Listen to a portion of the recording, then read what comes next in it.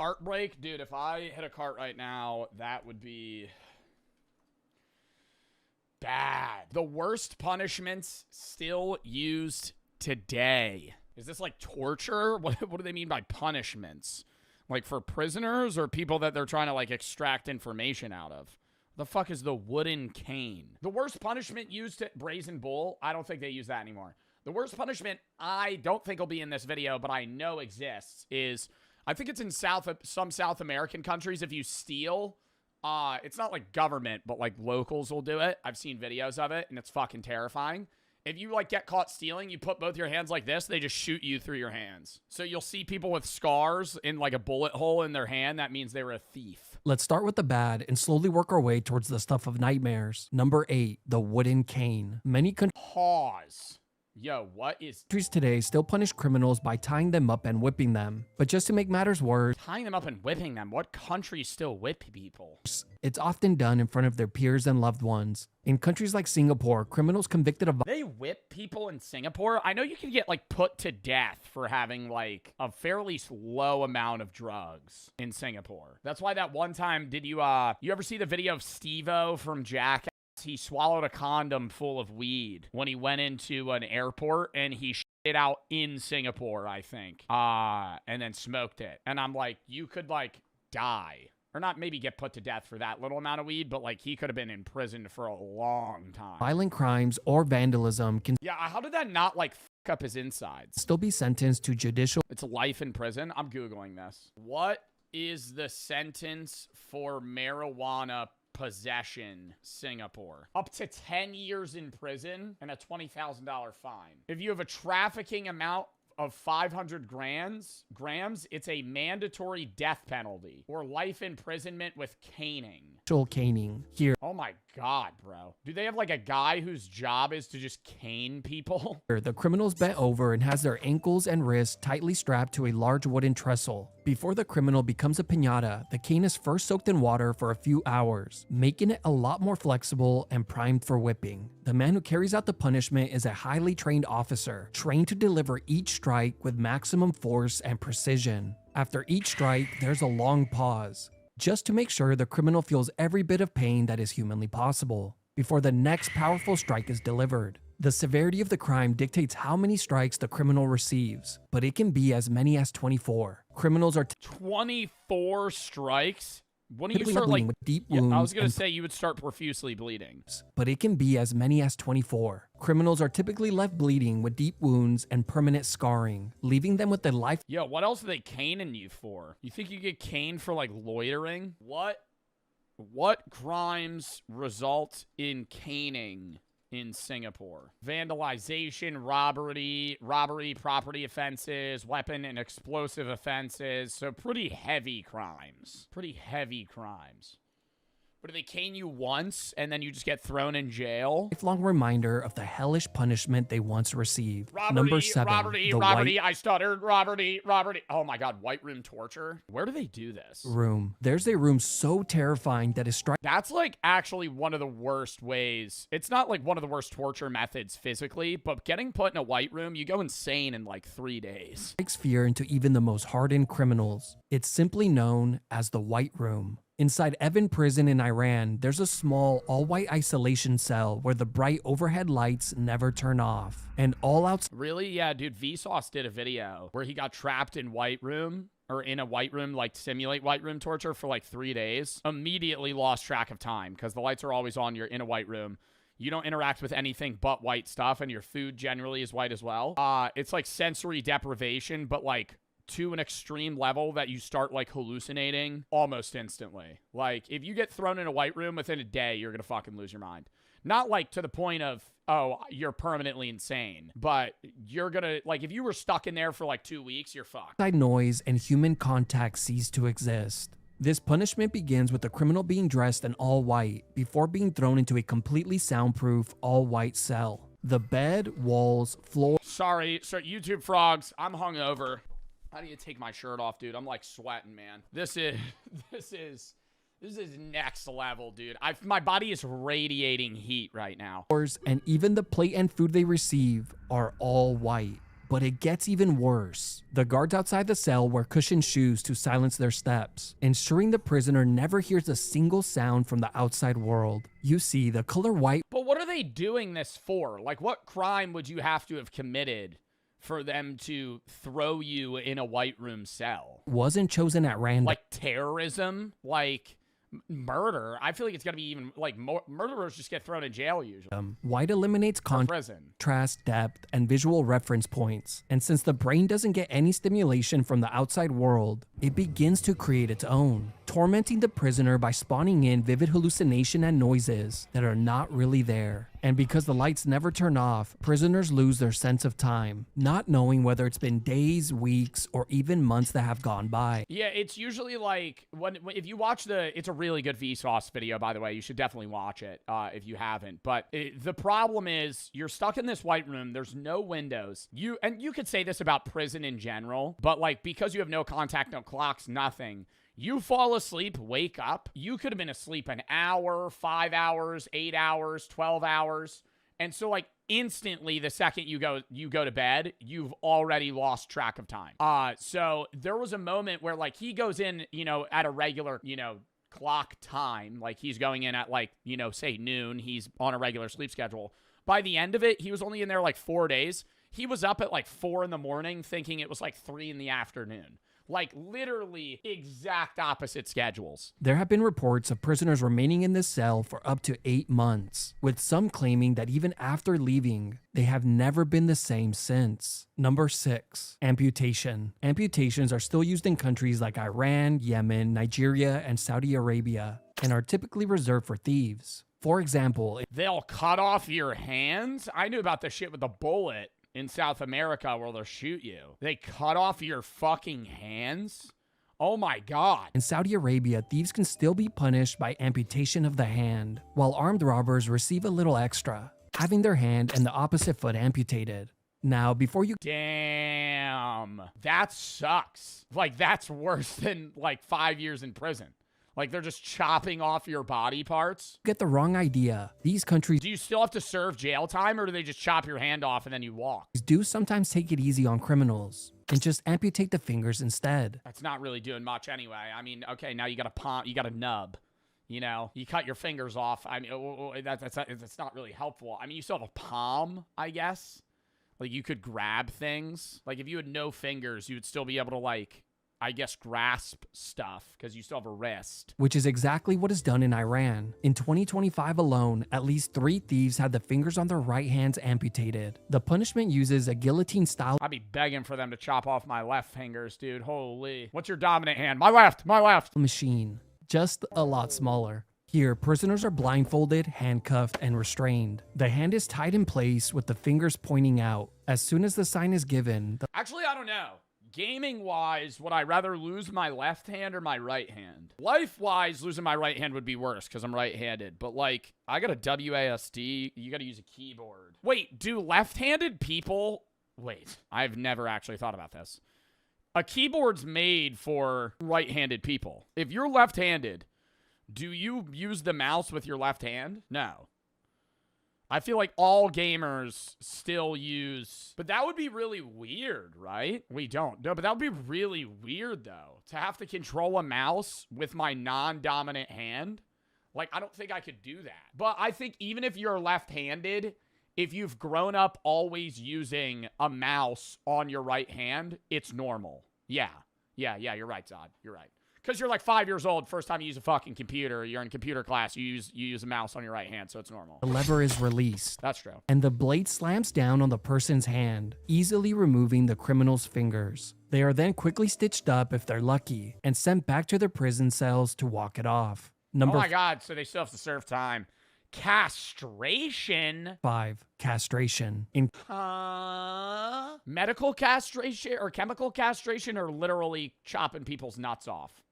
I can't imagine a dick with no balls. Can you imagine a dick with no ball? It would just be like a snake. It'd be like a shaft with nothing there. That would be really... Countries like South Korea, be really weird. Poland, and Indonesia. It'd be like a dildo. Dildos tend to have nuts. Anyone who's convicted of being inappropriate with children can Look it up. I don't think I'm gonna look that up. be sentenced to chemical castration. This punishment Okay, so they're not chopping your balls off. They're giving you something that makes it so you can't reproduce. typically begins after the criminal has served their sentence and right before they are set to be released from prison, where they will receive the first of many injections to drastically lower their testosterone and libido. The more severe the crime, the longer the castration period. Now, being injected so often does carry some side effects, but realistically, nobody cares. But in countries like the Czech Republic, castration is taken even further. High-risk criminals who continue committing heinous crimes can be permanently castrated. From 2000 to 2016, over 84 surgical castrations were carried out. But in recent years, the numbers have plummeted. After heavy international pressure, the law was changed. Well, if you don't have nuts, does your dick still get hard? No, right? Because you would have no, especially if you're chemically castrated. No, if you're chemically castrated, your testosterone's low. It would be erectile dysfunction. If you have no testosterone, you're not getting hard because you're not getting I gotta Google this. If you don't have balls, will your dick still get hard? Question mark. Yeah, it's possible, but it's a lot harder. While single testicle produces enough testosterone to maintain erectile function, removing both testicles significantly drops testosterone, often causing low sex drive and erectile dysfunction. Bang. So I was kind of half right. Furious Pete has one ball. Today, they still perform permanent castrations. I remember that. I remember I used to watch Furious Pete all the time. He'd go, they had to cut off one of my balls. He had testicular cancer. But are now only given to criminals who A lot of people have one nut, though. volunteer. Number 4, an eye for an eye. In Iran, the victim or their family can request an equivalent punishment for their attacker. This means they can request a life for a life, an injury for an injury, or in this case, an eye for an eye. The act of blinding someone as a form of punishment has been carried out a few times in recent years, with the most Getting chemically castrated or having them take my eye out? Nah, I don't know. recent 3 cases occurring in I need to see. Well, they only take one eye. 2022. Surprisingly, many of the cases were very similar. A person, for one reason or another, decided to throw acid on someone, causing the innocent person to lose their eyesight. The victim or their family can then legally request the same punishment for the attacker. It all begins with the person being restrained and having their eye or eyes held open. Acid is then dropped into the eyes, permanently blinding them. The drops are administered by authorities, but the victim can request to do it themselves. Well, as long as they can still see. The injury is then verified by authorities, and the attacker is sent back to prison to serve the remainder of their sentence. Number 3, pushed off a cliff. This is one of the most disturbing and strangest punishments in the world. In Iran, criminals can still be sent. Is it okay? Why are all of these in Iran? Why is every single in every single one he goes in Iran? In Iran, they're doing that. Jesus Christ. I was gonna say this isn't even a punishment. This would just kill you. Sentenced to be thrown from a height. Now, Get thrown to your death. That's not a punishment. You're dead. as bad as that sounds, it only gets worse. Here, the criminal is taken to the top of a cliff, then placed inside a sack. The sack is tightly sealed, and both the sack and the criminal are thrown off the cliff. But here's the twist. In the extremely unlikely event that the man survives the fall, he would then be freed from the sack, only to be hanged instead. Wow. A few men in recent years have been sentenced to I feel like you gotta let him slide. I liked that old medieval rule they had where if you were stuck to one of those wheels that you were gonna get tortured to death on and it broke, it was like a sign of God and they let you go. You know? I feel like that's cool countries. So more and more people are not having kids. Or if they are having kids, they're having one kid instead of 2 or 3 or 4. As it should be. How do you think we should be treating life? People like the complication. Pardon my French. We like to complicate it. Life is so simple. We don't need to worry about a 9 to 5 schedule. About do I need this or do I want that? It doesn't matter about that. Just First date, man has to pick. I don't know if this first pick for the Leafs is going to change anything next year. I think gambling supports positive mental health. I think that W take. I think that humans should die. We're really bad for the planet. We're the most selfish creatures to ever exist. We are kind of a parasite. We are effectively, humans are a parasite. We have spread all over the earth and changed it to what we want. I don't think we should die, but like, I think we got to recognize that we're effectively a virus. Like, we've done so well over other animals that we basically see ourselves as non-animals. If you look at dinosaurs, you watch a dinosaur documentary, they've been around for billions and billions of years. They've come back bigger. Humans have been here for not even a fraction of the time, and we're destroying each other. Yeah, but we have cool things like Angry Birds and Flappy Bird and My Singing Monsters and like Squid Games and yeah, like Fortnite. We're cruel to each other. We're mean to each other. We want to like get rid of each other. And Yeah, Cars 1. Somebody said Cars 1 and 3. Don't talk about Cars 2. Don't talk about Cars 2. Cars 2 is a bad movie. we should just all die for the planet. For the planet. For the planet. Yo, I think peptides should be FDA approved and legal. It's not all that great to own a home. Renting is way better. Get rid of like the gentle Depends on the situation. I think you can't really have that as a blanketed statement. You can't just say renting is better than owning. It's like really depending on a variety of factors. parenting. Bring a little Where you live, what's your income, what type of thing you're buying, how much your rent actually is. bring a little bit more discipline back. Kids aren't scared. They're entitled. Not that they have to be scared, don't get me wrong, but they have no respect anymore. Drake is not that good. Drake is not. Oh. Sorry, Iceman dropped. The album was mid. Maid of Honor was mid. Absolutely dog water. I'm Persian. I'm against the monarchy. I don't think it's good. A lot of people love it. I don't like it. I feel like pandas are just polar bears in disguise. So they're secretly polar bears. Yeah. So how did they become pandas? And why are they pandas? I think like the government dyes them. How did you first come to this conclusion? Nah, because pandas have such low sex drives that they have to watch panda porn to get it up. They can't be polar bears in disguise because polar bears don't have that problem. Polar bears mating is not an issue. Pandas, on the other hand, are in part endangered because their sex drive is so low that they literally do not reproduce. Deep dive on Reddit. McDonald's is overrated. I mean this like from a good place in my heart. Bringing back masculinity. I feel like men can provide for women. I'm like, if they just do that more, it'll make women want to be not out at the club and instead like at home with you and everything like that. What is your most I don't know. I feel like just because a male can provide for a woman in a masculine sense doesn't reduce the chance that the woman's not going to want to go out to a club. Like, if a woman's an extroverted person that likes partying, they're just going to like doing that. I don't think you being able to pay for things for them is going to change that. opinion? That men's voices aren't low anymore. My most controversial opinion is I think truck drivers are compensating with their trucks because they're compensating for something else. Men don't have the capacity to not be lustful. So you think all men are lustful? Yes. I don't like sushi. Yeah, I mean, that's just like a biological, like, if you're arguing that, like, men are lustful creatures, that's like, you're kind of just saying, like, do men, I don't really know what she's trying to say there. I don't like sushi either. You're Asian and you don't like sushi. Well, I'm Chinese. I don't really like peanut butter. It gives me a headache. We should teach religion in schools. Why does peanut butter give you,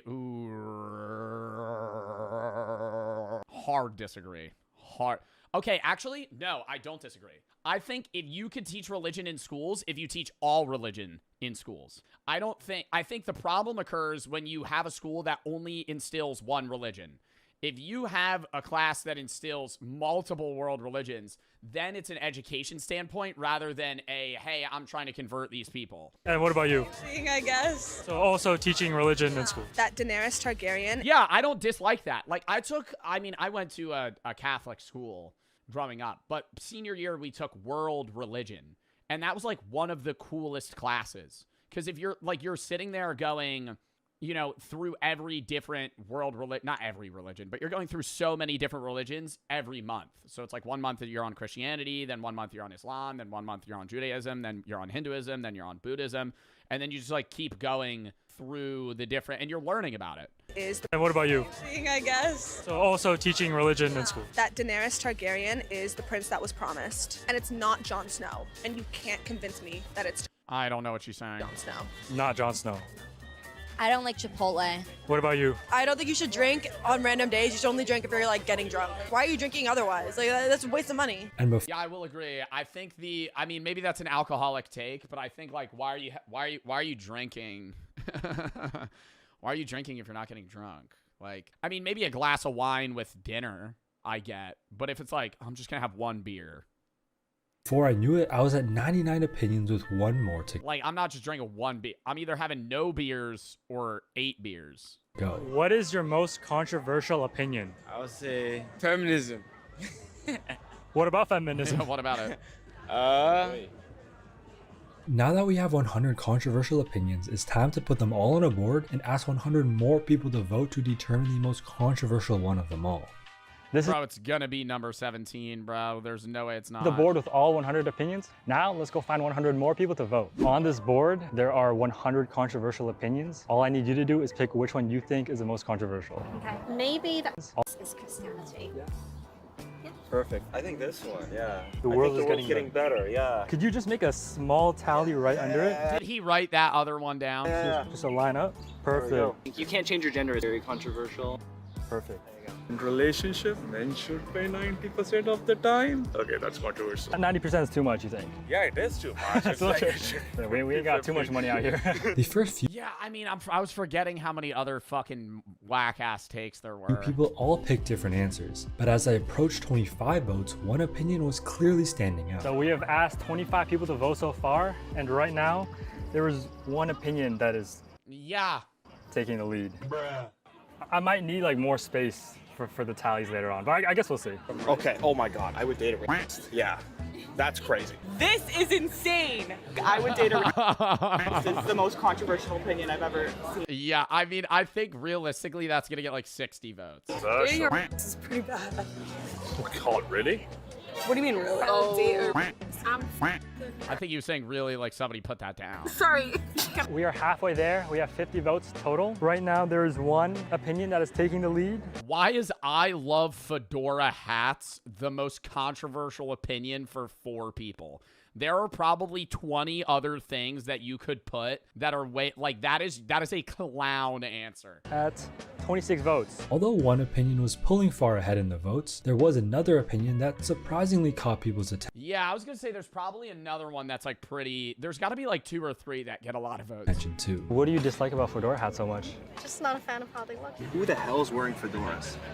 Wow. Yeah, that's a scary one. I mean, fedora hats is up there though. Yeah. Fedora hats is very up there. Fedora hats. Oh my goodness. What did the fedora hat do to you? After 100 votes, the results were pretty one-sided. The second most controversial opinion was I love fedora hats. Surprisingly, people weren't a big fan of fedora hats for some reason. Like, I get number 3. Like, I get number 3. People being like, okay, I'm a vote. That's kind of crazy.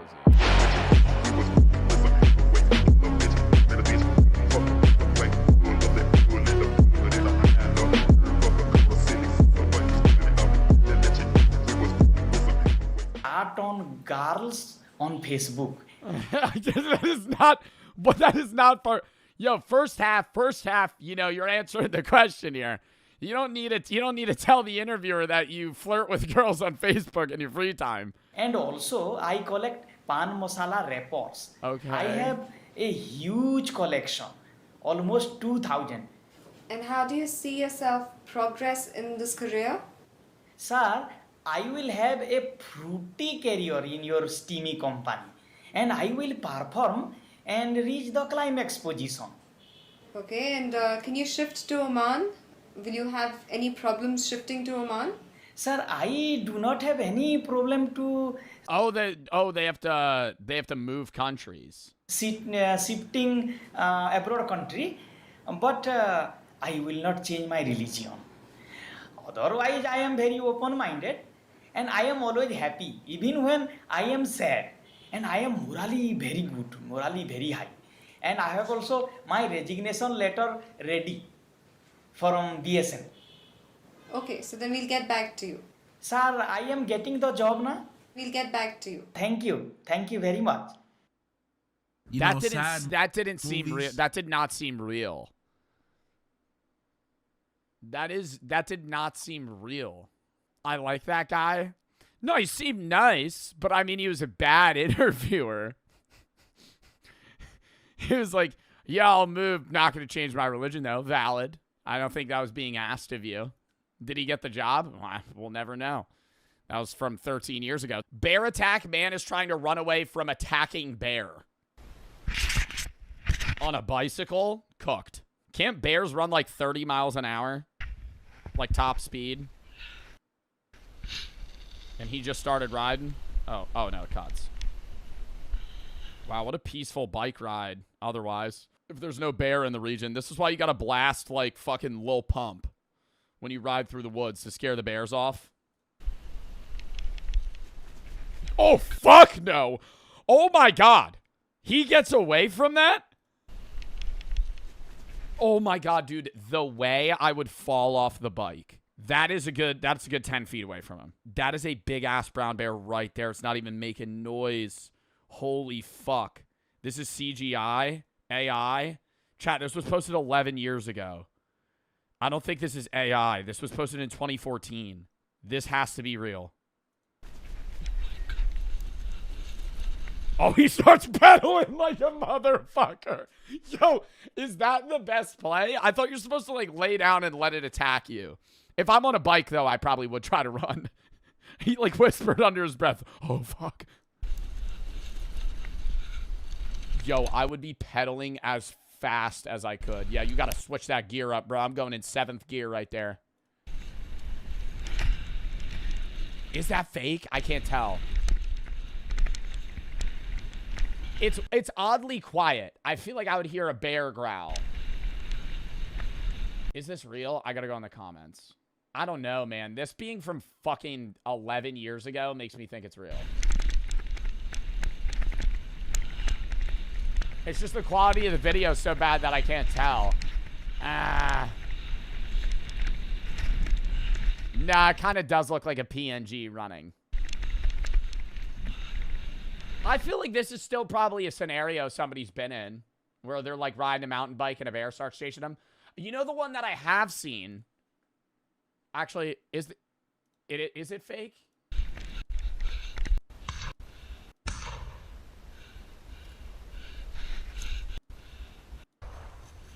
Oh yeah, no, that's CGI.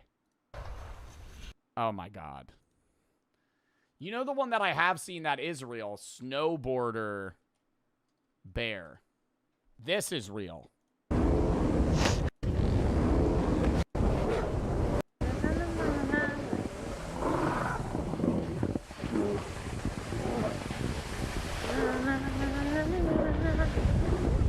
This is also fake? You're lying. No, this one looks so real. Oh my God, no, it's not. It looks fake as shit. Bro, when I was a kid, I fucking run. Can you profit from luxury buffets? I'm at the most expensive buffet in the United States, and all these rich people are here to have a nice, relaxing meal. But that's not why I'm here. Why are you bringing your kid to a buffet that costs $500 or some maybe $1,000? What is he gonna eat? Chicken nuggets and mac and cheese. You gotta pay for a spot? You think it's cheaper for a kid? Probably not. You probably gotta pay full price because you can't bring your kid in, get the kid price, because then the kid might start just picking up items and give it to the parents. I'm here to profit. You know, he actually talked to me about doing this video. Like, this was filmed after the cruise video. I don't know if I should be airing that out. The way he films his videos is very unique. He has, like, certain ones that he's working on actively, and they sit, edit it. Like, I filmed the cruise video with him before this. This is newer than the cruise video. I'm here to profit. Buffets promise that all food and drinks, no matter how expensive, are all unlimited. But does this really make it worth it? Oh, it's only 190 bucks? Okay, I know that's really expensive, but in my brain, the world's most expensive buffet would be like 1,000.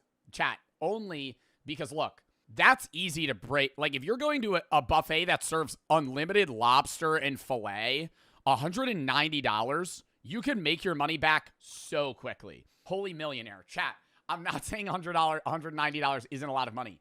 If you were listening 10 seconds ago, I thought the buffet would be like $1,000. You could get a bottle of champagne and pay that off. Well, I'm going to be eating and drinking a concerning amount at Oh, is he doing multiple buffets or just one? 3 differently priced buffets. Oh, so was that the most expensive one? Bro, I feel like $190 for a buffet that gives you lobster and filet isn't that crazy. Is that to say? If I have unlimited Maine lobster, one lobster tail at a restaurant's like $35. If I eat 5 of them, I'm basically even. Like, in terms of like, okay, I would have paid, and then any drink on top of that, dessert, other shit. Like, if I went here, I'm just eating the most expensive. I feel like he could, dude, I'm gonna make a prediction that if the most expensive buffet is $190, Jack eats like $1,000 worth of shit. In terms of like what you would pay at a regular restaurant. Going to be eating. Not what the restaurant's actually. Yeah, he's eating caviar. To find out, can I consume more than what these buffets cost me, equaling a profit? And we're starting here in Las Vegas. And behind me is our. I feel like the cheaper ones are probably harder to profit because the stuff they're serving you is straight slop. Like, have you ever been to like a local Chinese buffet that's like $20? Like, dude, you're getting vats of food. Like, it's not, I'm not saying it tastes bad, but like whatever you're eating, it costs them like nothing. First buffet, the Circus Buffet. Now this is our cheapest buffet, which means it should be the easiest. But don't be fooled. This place is cheap for a reason. This buffet has a 2-star rating with some of the worst reviews. Oh my God. This hotel has been one of the most filthiest and oldest buildings ever. They don't try enough to remodel and improve more adventure for children, teenagers, adults. All I can say is, damn, Circus was a hotel experience I wanted to share with my kids. Yo, why are you expecting a hotel that has a clown on the front and is named Circus is going to be a good hotel? I just got to, yo, they don't even got a headboard, chat. Oh my God.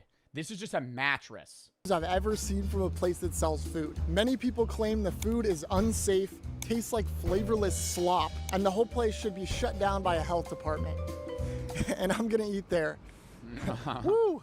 The price for one person to eat at this buffet is $30, which... Bro, that looks foul. Is that AI or is this just an actual image? Because there's no way this is real food. This shit looks like straight gruel. To me, eating $30 worth of food doesn't particularly seem like a huge challenge. Now eating $30 of flavorless slop, that might be close to impossible. So let's find out. There's no way it looks that bad on the inside. The Circus Hotel. I don't know, dude. Vegas is full of places that haven't been renovated since like the 70s. And in order to get to the buffet, I had to walk through a I always wonder how dirty these fucking floors are. I love gambling. Beautiful casino. The smell of cigarettes and body odor is... No, it's awesome. I'm so serious. I love that. It's like a nostalgic smell. Walking into a casino and just literally walking past somebody that reeks of cigarettes, I'm like... Making me starving. Do you know where the buffet is? Straight towards the back alley. Back, okay. Have you eaten there before? No. Thank you. Even the employees haven't eaten here. And after taking a few wrong turns, I arrived at our first buffet. Just for one for the buffet. Have you eaten here before? Yes. Is it good? Yeah. Cool. Appreciate it. How's your day going? Good. I'm a hungry boy. To my taste and to my likes, I like it. Okay. All right. Thank you. Off rip, this place was pretty average. There was definitely some wear and tear. Yeah, but bro, that's like any, dude, that'd be like any low tier buffet. But nothing too alarming. I also gotta say $30 in Vegas for a buffet is also really good because Vegas is just the most fucking expensive piece of shit place on earth. Like $30 isn't even bad anywhere else. And the tables were clean. I went to go check out the food options and they had some pastries, classic breakfast foods, a drink station. Most of the food stations seem to be under construction of sorts, but enough wasting time. I was here on a mission. Let's get in line. I loaded up my very first plate with a bunch of items. I'm not eating the vat eggs, bro. I'm a pass on that. I'm a pass on the scoop yourself eggs there, dude. Oh my God, those look nasty. Eggs are like the worst. Eggs should be made fresh. I'm not any egg like ingredient or any egg food where the majority of the item is like 60-70% egg. Ugh. You got to eat it right when it's off or it's bad. Starts tasting like plastic. First plate with a bunch of items and got ready to eat. Guys, the first plate of food has been acquired. I decided to go with some eggs, bacon, a sausage, a beautiful looking waffle, and to go with it, a cup of orange juice. So the way these videos work is I assign a That shit's Sunny D, brother. value to each item based on what I think is worth it. And as always, I'm gonna try to be conservative with my pricing. I'll be honest, this food doesn't look necessarily expensive, so I'm gonna value this plate of food at $14. Okay, I talked to Jack about this. Jack normally grades what the value of the plate is off of what a restaurant would sell you this plate for, not what it actually costs the restaurant. Because that, if you're going off of what it costs the restaurant, you're never winning. Because this plate probably cost the restaurant $4, $3, I'd say, $4. Right? What a restaurant would charge you, I think 14 is a little high. I would say 10. I could see a restaurant charging you $10 for like basically 3 scrambled eggs, bacon, 1 sausage, and a waffle. 99 cents? Get the fuck out of here. This is more than 99 cents. For the cup of orange juice, we'll say $1. All right. See, that's so fair. $1 for the OJ. I think you could have said $3 for the OJ. You go to a diner and a diner charges you $6 for an orange juice. Get the fuck out of here, $6 for an orange juice. Dig in. Let's try out the eggs here. Oh. Not only is there like no flavor in these eggs, but the texture is like grainy. Try the bacon. Dude, I can't eat it anymore, but I used to love thin bacon like that. Like, that shitty quality hotel bacon was actually my favorite. That or really thick cut bacon. Like the shit that's just like, you grab it with like tongs. Oh. Not bad. Sausage. Also so good. So not bad. And the waffle. Guys, I can't believe I'm saying this, but I am awarding this waffle with the driest and soggiest waffle award I've ever had. It's not very good. How is it dry and soggy at the same time? Speed run time.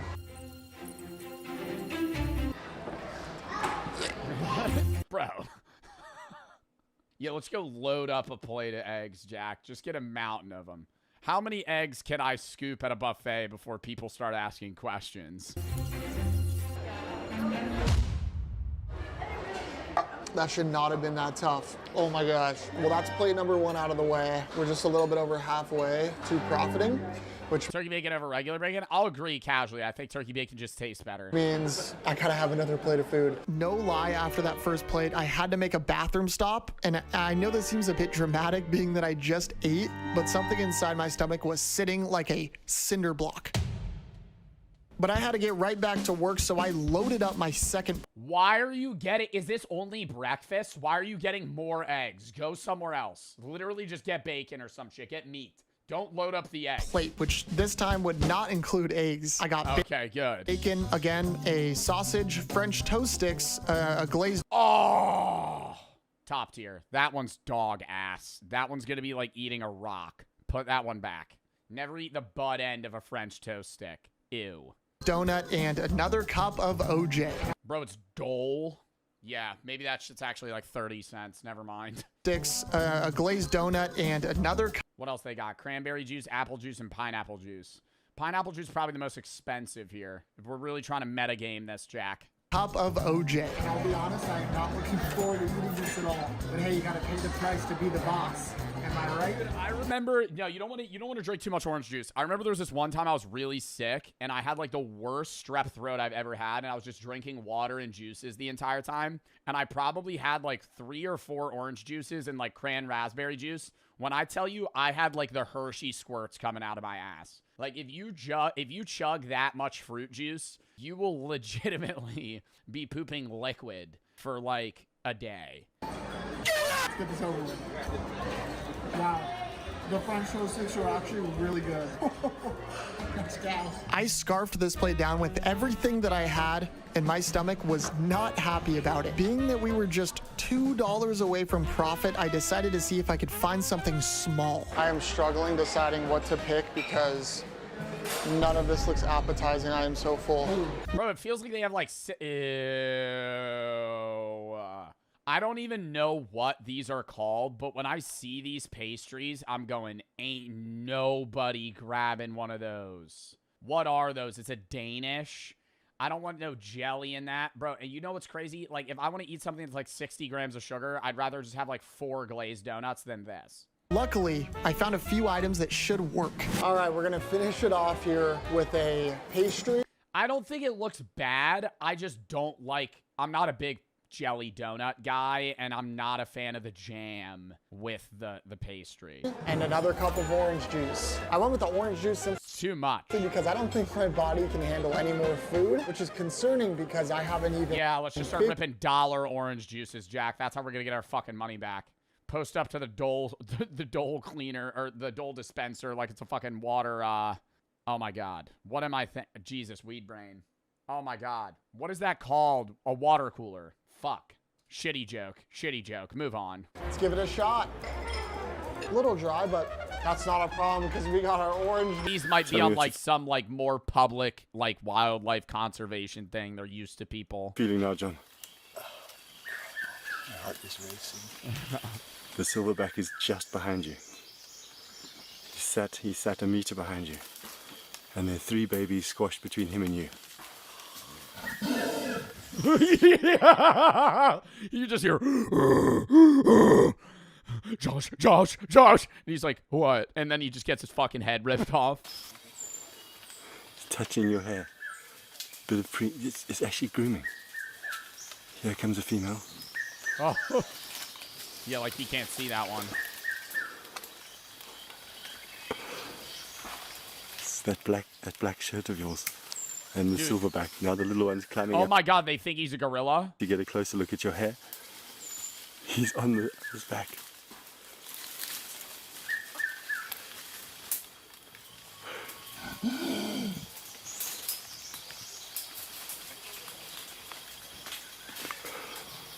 There's no way. Oh my God, it's trying to lick at his ear! What the fuck? Nah, I wouldn't be able to keep my composure. They're the lips,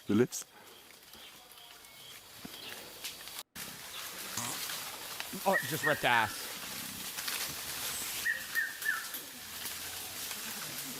Oh, did it just poop? Or did that fall? Oh, that's a leaf. I would not be able to do that, dude. That is so... I feel like that's so sick, but it's so scary. Oh my God. Elephant seal battle for the right to mate. Now we're getting on the animal video rabbit hole.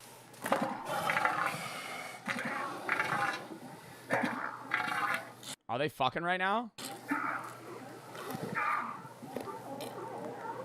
Oh, what's that goop noise?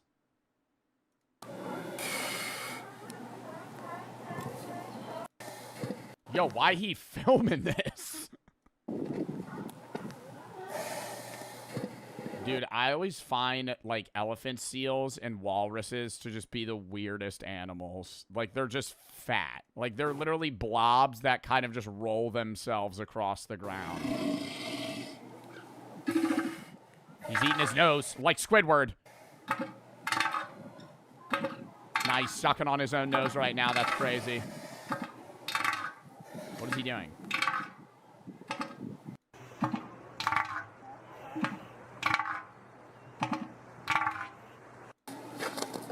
Oh, he's on the move. Low mobility. This is a definitive tank build. Oh, nah, he's challenging him. He's challenging him. Mid romance scene? Oh, nah, she's getting the fuck out of there.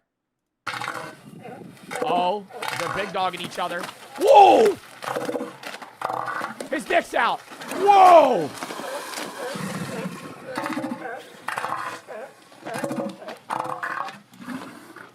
He has the high ground. My bet's on big dog.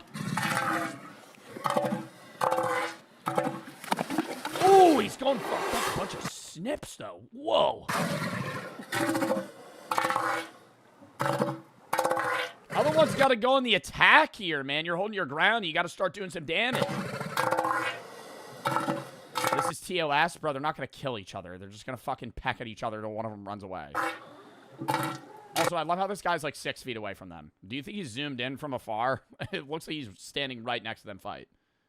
Whoa.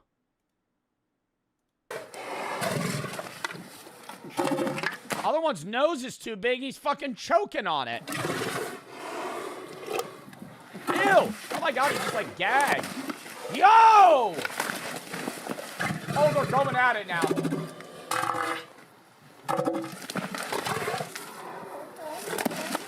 Nah, this is freaking the fuck out.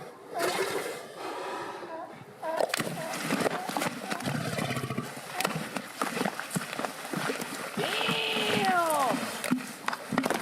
Damn! No, they're scrapping like crazy. They're not really hurting each other. Run predictions. Run predictions. Run predictions. Start putting money on it. I don't know. I feel like this one's got more, this one's more aggressive, but I feel like this one, you know, he's kind of holding his ground. Like crazy right now. He ain't attacking, though. He's got to start fighting. Oh, he's got his nose! He's got his nose! He's got his nose! Oh! Oh! Oh! He took a bite out of that motherfucker. And then he ran away.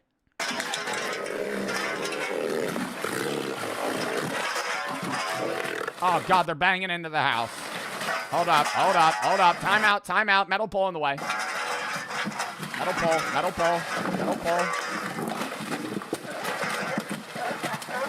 He's retreating.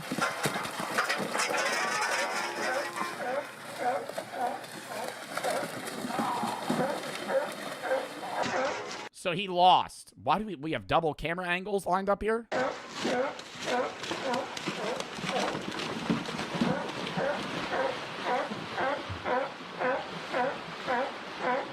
How long do you think that would take to heal, bro? Imagine sitting on the toilet, one of these breaks through the wall because it sounds like you want to pick a fight. Imagine being this large, this powerful, destructive. The only thing you can do, the only sound you can make sounds like you're having explosive diarrhea in the back of a snare drum. Warrior cries sound like a clogged toilet. We're watching so many animal videos right now. Hippo fight. Bro. Polar bear versus walrus. Oh, hold up. This is so cute. Wait. This is like wholesome. Oh. Yeah. Yeah. It's like sniffing the dirt and it's getting it's this so bad. What? South Georgia Island? Hold up, I gotta like this video. You could pay to go just chill by. Hello. I don't know. I feel like with my luck, one of these would start humping me. Then I'd just be in like you know when you're at your friend's house or some shit and they got like a dog that just starts humping your leg and you're like, it just gets so awkward. Then what do? You like push it off. You're like, stop it, stop it. Like a jackrabbit. One of these things gets on top of me. I love the noises they make. Oh, there's penguins there too. You get a fucking 2 for 1. Somebody call one of the penguins over. I love watching random animal videos. Oh, stop. No. All right, last animal video. Bro. Video. I'll never forget that. Oh. Oh. Guys. Oh, just a baby elephant, bro. Oh my goodness. Aww. You know what's crazy is that one's probably like just born. Like that's not like a 2-year-old elephant. Scary polar bear encounter. See, now I'm thinking all these videos are fucking fake.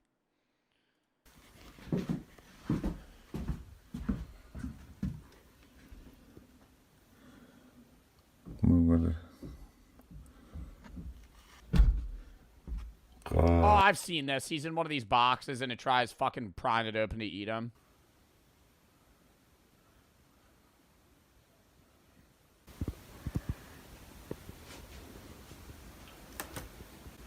Oh, fuck. You think it's smart enough to open the window?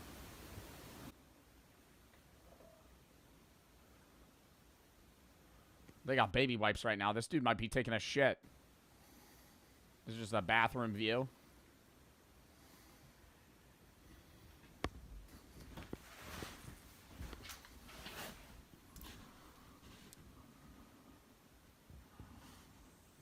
Is it gonna break in?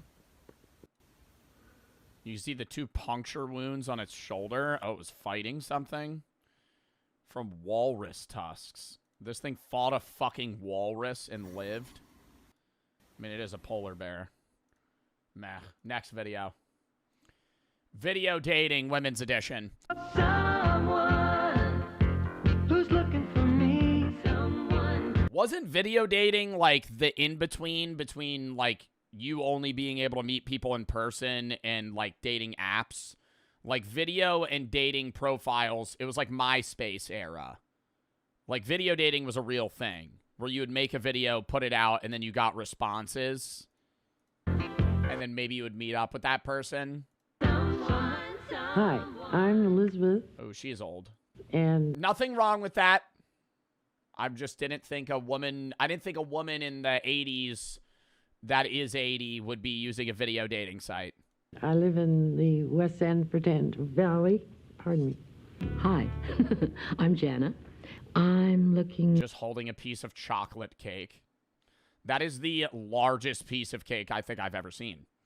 Would you guys eat that much cake in one sitting? I would like to. I don't think I could. That's not like a regular... I think a third of that is a restaurant slice. Hello, my name is Ellen. Some people call me sexy. Others say I'm sensuous. Hi, I'm Linda. Well, you know, when I'm not using my doctor and pharmacy to troubleshoot a large healthcare computer system, I'm over at the gym pumping iron or driving my black Porsche with the wind blowing through my hair and singing along with Anita Baker's rap. This feels like you're getting baited into getting a car where they're gonna fucking chloroform you and then you're gonna wake up with one kidney in a bathtub in a motel. What is this woman saying? This seems so unreal. You know, when I'm not using my doctor and pharmacy to troubleshoot a large healthcare computer system, I'm over at the gym pumping iron or driving my black Porsche with the wind blowing through my hair and singing along with Anita Baker's Rapture of Love. I guess you could say I'm an Oreo cookie freak. I have an Oreo cookie jar, Oreo salt and pepper shakers. I like to collect anything with an Oreo on it. And I love to eat double stuffed ones. They're the best. Bette Midler. I laugh hysterically at Bette Midler. These are the worst fucking videos. What are they telling them to say on this fucking video? They go to this place to film a video so they could find dating matches, but are they like, tell me about yourself? I have 2 cats. Okay. And I don't know how to ride a horse. And my All right. goal in life is to have my own religion. I was a fly. What, like Charles Manson? What do you want to fucking start a cult? What do you mean you want your own religion? That took a dark turn pretty quickly. Stop it canoeing. I'm looking for a romanticist. Spend time at the fireplace. Someone that's clean. Be clean, you know? I keep my car very clean, and I expect a man to do the same. And I also like very meaty men. One who is charming, personable, doesn't smoke in my face. I am looking for a passionate yet permanent romance. Why does she have yellow gloves on? Stop. Face. I am looking for a passionate yet permanent romance within the guidelines of safe dating practices. What the fuck does that mean? What? Dude, that woman's scary. Who was seeing that and going, yeah, I need to go on a date with her? Go now, but keep in touch, okay? Bye. That's it. Oh my god, this really is like is this actually just pulled from video dating? Home SF Valley code? What is that? Code. RO 112F, religion Jewish, high school education, 27.54, 120 pounds.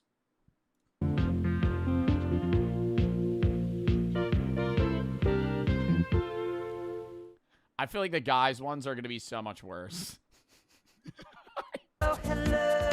Oh,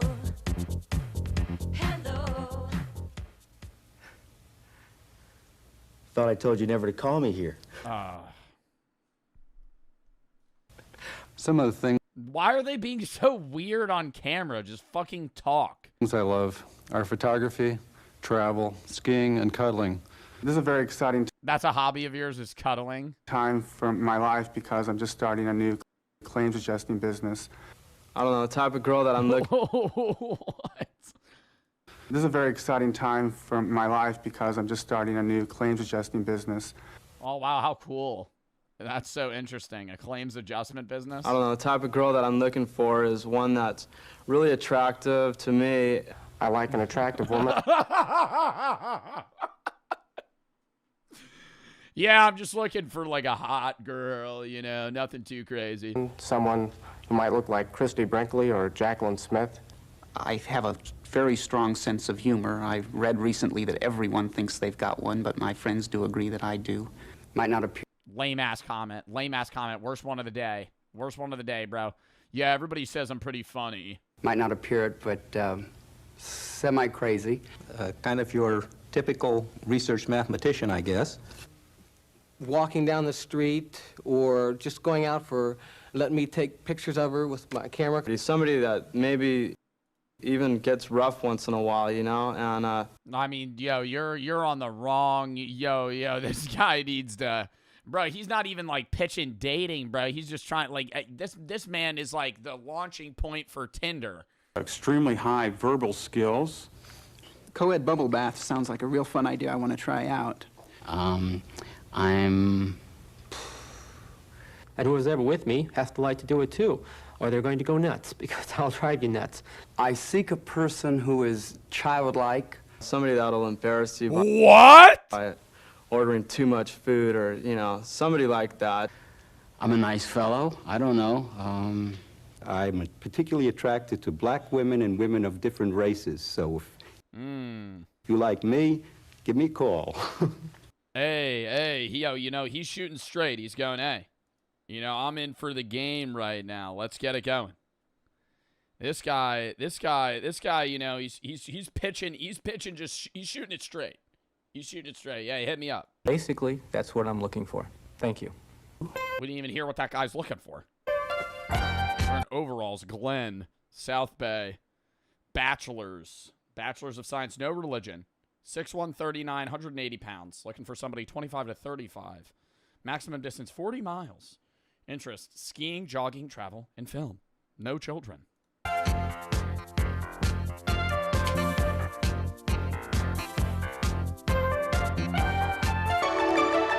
Like a jazzercise like song. Oh my god, I want to see more of this. Found footage fest. Oh, this is like all just like old videos. Dude, I gotta sub to this channel. Championships of VHS. These, what do they just find like random shit? All right, we'll watch one more. One more. New Age Miracles Factor Fraud.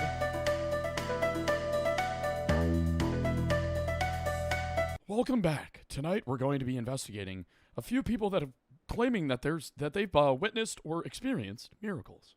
Ooh,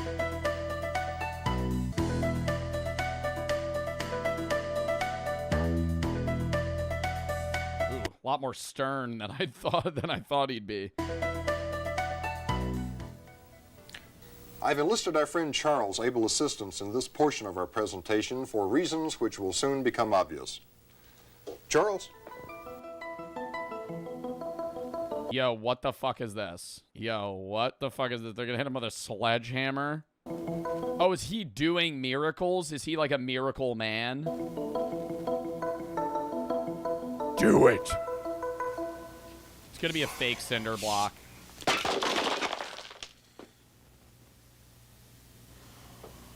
Didn't hurt at all.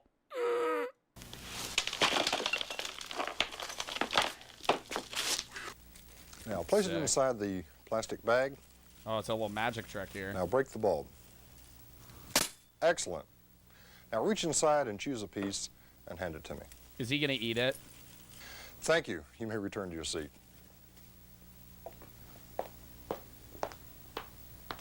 He's gonna eat it.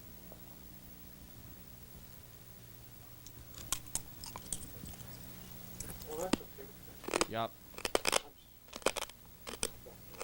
It's sugar glass.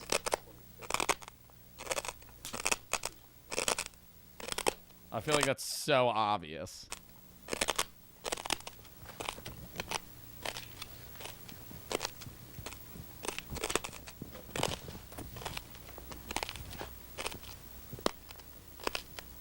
That's also not a miracle. This is also not a miracle. This is not a miracle. Yo, hey, if that was, even if that wasn't sugar glass, I'd be like, okay, you ate a piece of a light bulb glass. Yo, like, you know, all right, enough chew's probably not gonna kill you, but it's bad. Dude, I feel like I'm watching interdimensional cable. Fire, one of the most powerful and destructive forces of nature. Rolled up the jeans.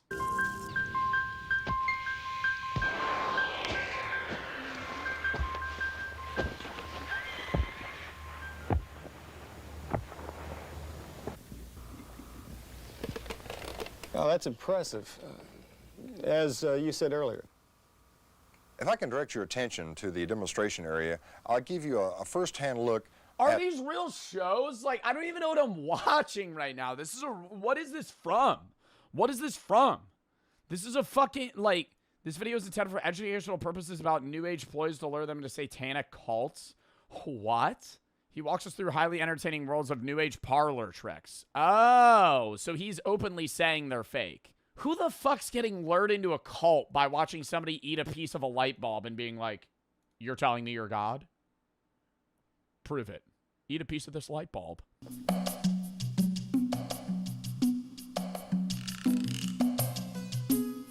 Dude, we watched a video about this where they pull out like fake blood and then it makes them believe that they've been healed. Yeah. And they think that they've been healed. That actually is a cult tactic. Psychic surgery actually has gotten people killed.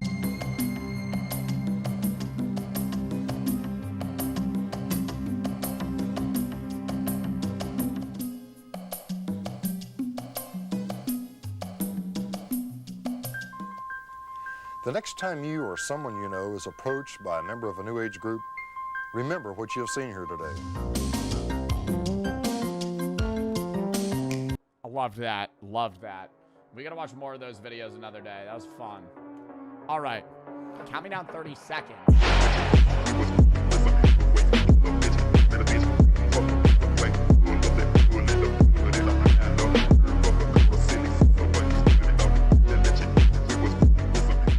Oh, we could watch Honeys.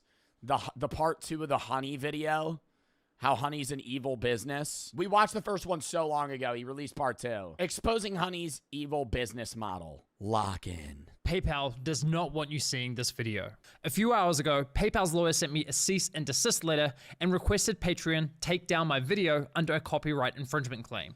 Yo, getting a cease and desist from PayPal and then continuing to fucking post it is like a baller move, but also terrifying. I've gotten one cease and desist ever, and it was because I used I can't say it. I used an image in a TikTok I made 4 years ago, and they gave me a cease and desist like 2 months ago, and they were asking me to pay them like $1,000.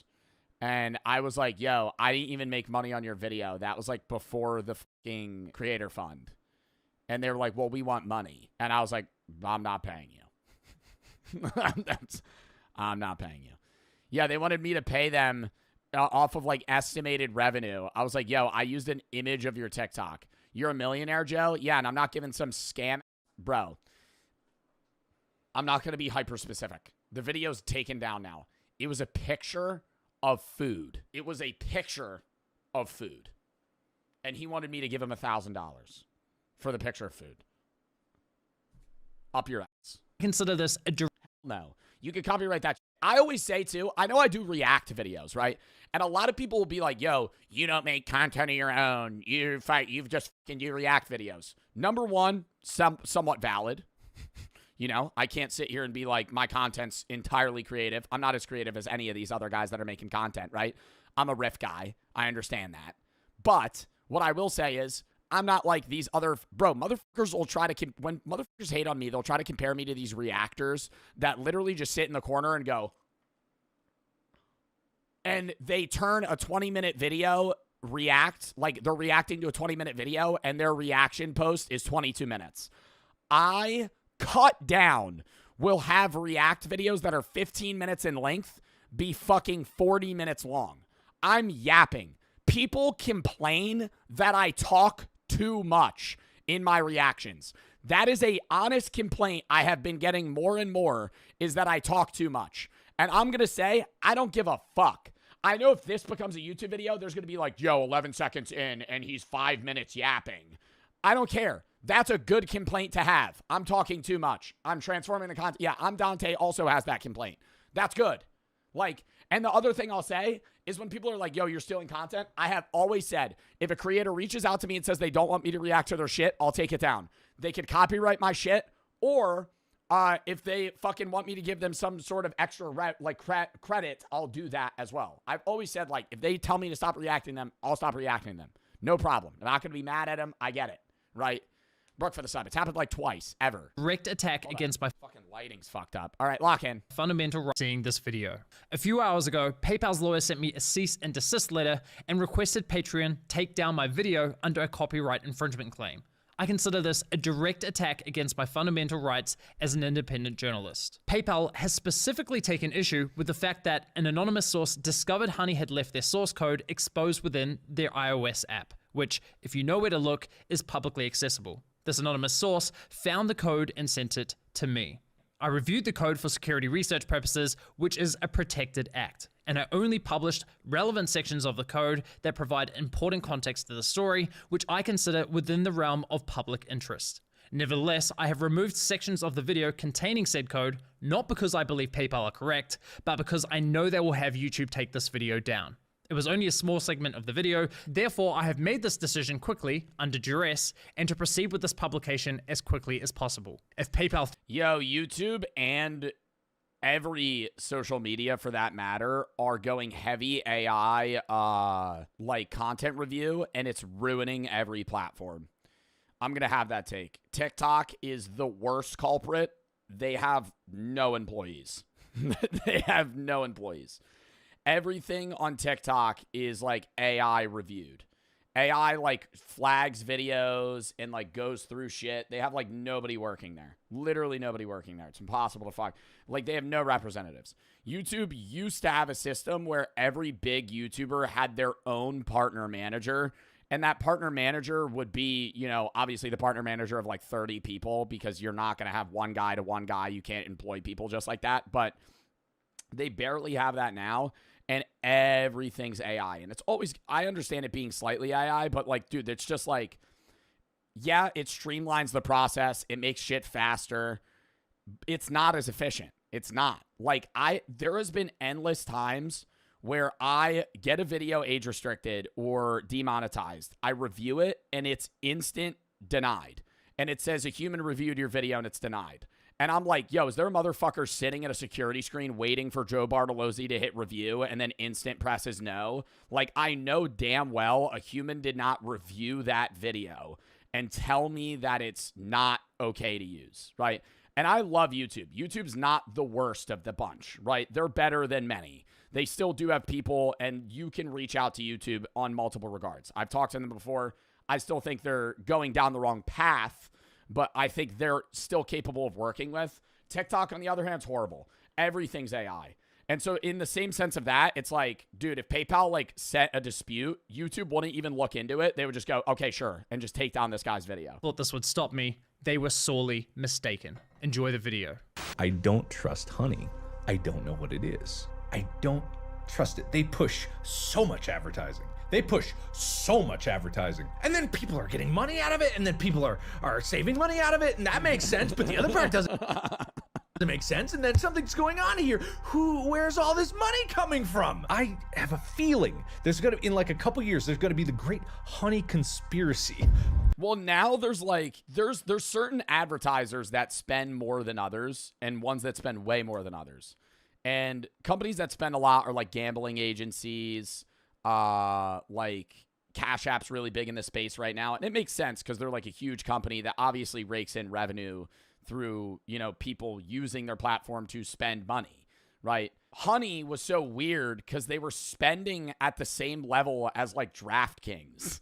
But Honey marketed themselves as this company that like saved you money and was free to use.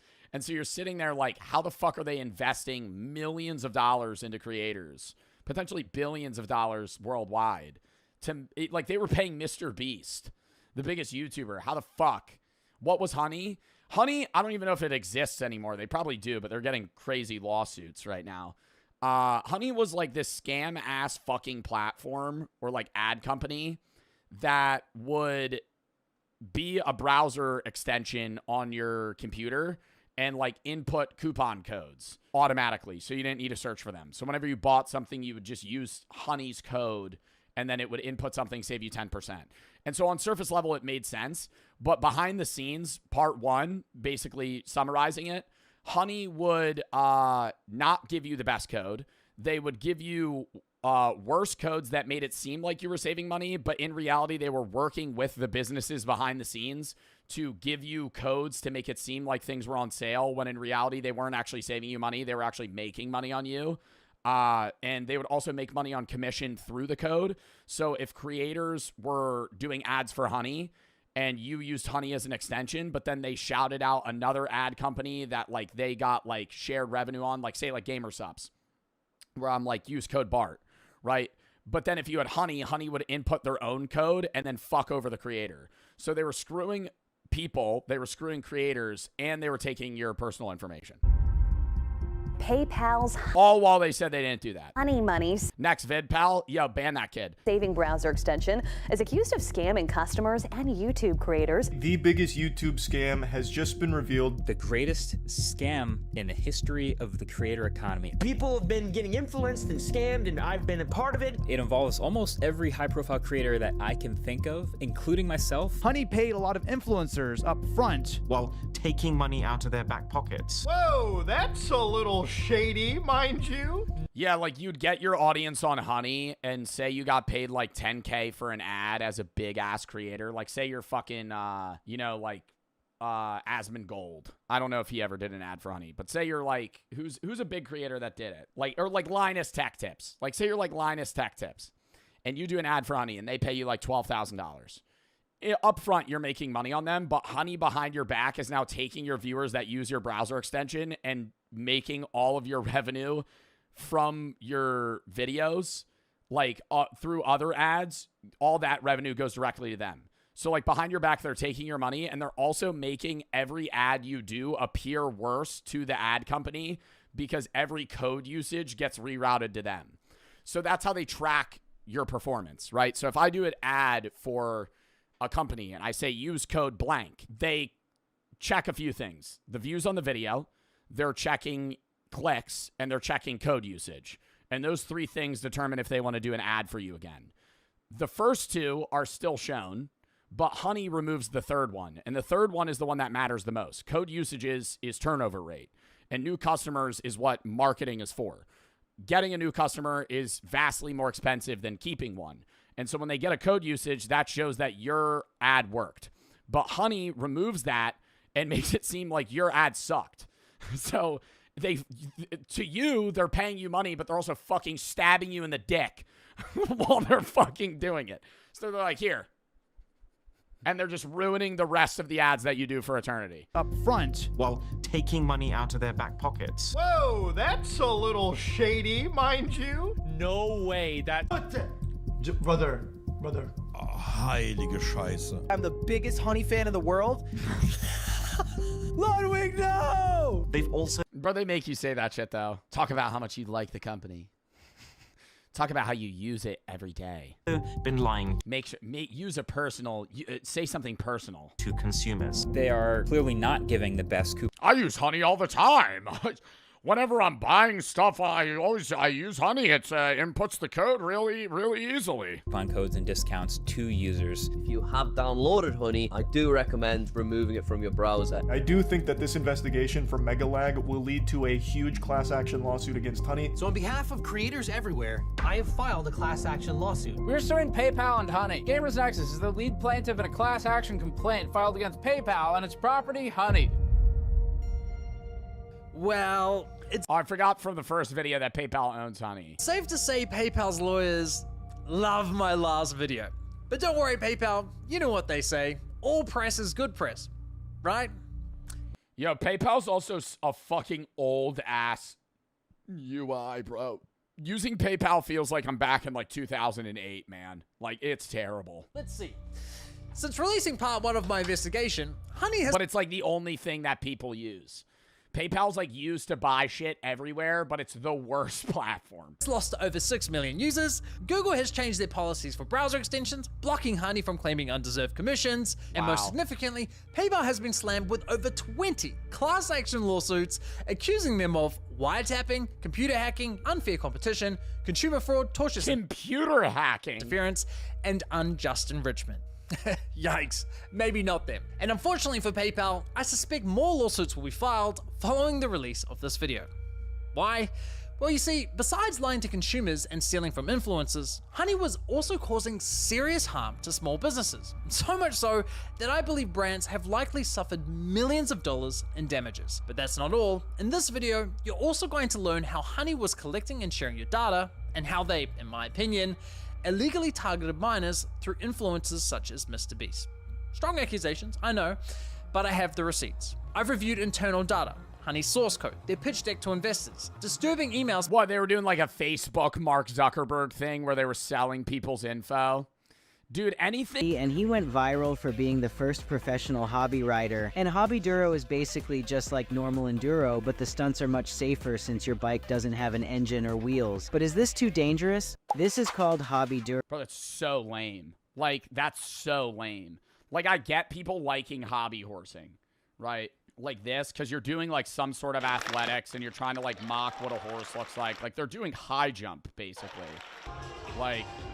Like there's shows, you know, am I going to go watch that? No, but like, I'm not judging that. Hobby mountain biking, just get a fucking mountain bike, you chud. Why, like, you're doing tricks that you could just do on a bike. Like, just sit on the bike. Just ride the bike. Why, I get maybe hobby motocross, I get it even more than hobby mountain biking, because like motocross, it's like, oh fuck, I could like snap my neck and die. But like, hobby mountain biking, bro, there has to be a video of it. This is a guy commentating on it, but it's fine. So here's another sport that's similar to hobby horsing. Why am I doing where a I guess fucking it's just the front captcha? fucking. I don't know if you guys have seen those, you know, the hobby horsing videos where people have a stick between their legs. It's making me do a puzzle. This. Where I guess it's just the front fucking tire of a mountain bike, and these guys do it. I don't know if you guys have seen those, you know, the hobby horsing videos where people have a stick between their legs, and then they pretend like they're on a, you know, like a horse obstacle course, and then they jump, but they jump themselves. And like, why do you not just get on an actual bike? Like, this has to be fake. I understand this is LARPing, but this is like, why? Just fingerboard? Bro, not even just fingerboard. What are we doing? Just have an actual bike. You're telling me you're too scared to just do the jump? Just do the jump. This seems like more effort. I was going to say this is just as bad, but this is actually better than that, because this is at least, you know, part of a bike, you know. This is just the front part of a mountain bike. Oh my God, no, stop. The fucking, like, it's a hard hang time and then lands it back down. But you could learn how to do that in like a week. Like, you're not going to be good. You're going to fall probably sometimes, but it's like, ugh. Why? To his poses, poses are an OG form of LAPA. I've been using it for that thing Gumball's head, land surfing. Same with the term casual in sports, like somebody that watches NBA here and there, but will still act like they got the most valid takes. If Wemby can somehow get to at least the third round of the playoffs, would it be wrong to say Wemby is already better than LeBron? And there's probably way more examples of terms that are just the same thing as LAPing. But if you like the aesthetic of something, why not just actually get into it instead of pretending that you have? But when people use this form of pretending to have... Because you jump from thing to thing. Like, if you're a LARPer for a specific hobby, you could just hop from hobby to hobby. You don't need to actually invest time into something that you seriously enjoy. More knowledge about something than they actually do. I'm just curious, what's the price on that rig there? So yeah, you probably... It's mostly because they're just getting into it or they want to be included. That kid actually knows his stuff, though. I'll see him on TikTok. That kid's not LARPing. No, seriously, I'm going to defend that kid. That kid's not LARPing. That kid actually knows tractors, and he's like 8 years old. Getting into it, or they want to be included in that community. But why is it not okay to not know everything about everything all the time? Can we just normalize saying I don't know again? Because when you don't and you pretend to know about some shit, it just comes off as rage bait. My current favorite video on the internet is this video of this guy asking his coworker, who's a better fighter in terms of boxing, Mike Tyson? I was gonna rip his heart out. I'm the best ever. I'm the most brutal and vicious and most ruthless champion there's ever been. Or Zuku Midoriya. And this nigga was Who would win in a fight? talking about how he's seen his fights. Where would you place a Zuka Midoriya? I don't know. I would need to write this shit down. But Manny Pacquiao gotta be up there. I still think a Zuka Midoriya is over Mike Tyson. He's just too quick.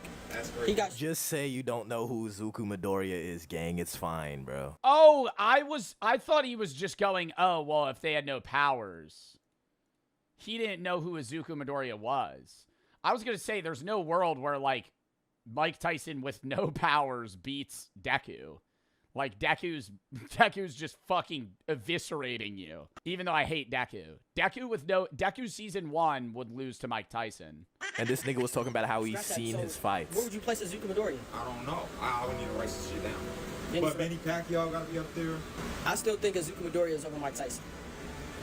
He's just too quick. That's great. He got. Just say you don't know who Zuku Midoriya is, gang. It's fine, bro. Oh my god, he's acting like he's just a regular boxer, bro. But I find that the word lopping is often confused with flexing. It's confused when lopping is simply just flexing something that's not yours. Or flexing a lifestyle that you know damn well you can't keep up with, but still promote the idea that this is the daily. And this confusion is just a side effect of the way that social media just is. Some flicks with a Nobu sign out in the back, bro. It is not telling you the story of the 16-hour shift that was just eaten away. Bro, you see those videos of motherfuckers posted in front of a Lamborghini that isn't theirs, and then the owner pulls up and he's like, dude, what the fuck are you doing? Oh, top 10 awkward moments.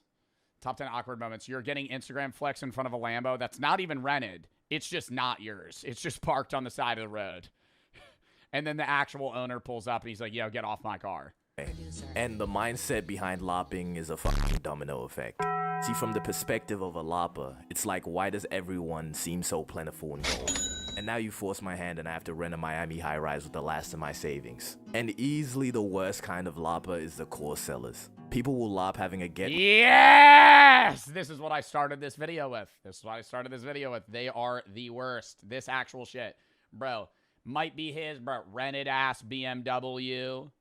Rented ass shit. He don't own that fucking thing. He got that leased. That's one of his friends' cars. His dad bought it. Rich quick method is them lopping. And they're selling their course by showing. I will say, even if you are rich, yes, you could get inherited money. If you are a teenager and your parents are rich and you're flexing, you're LARPing.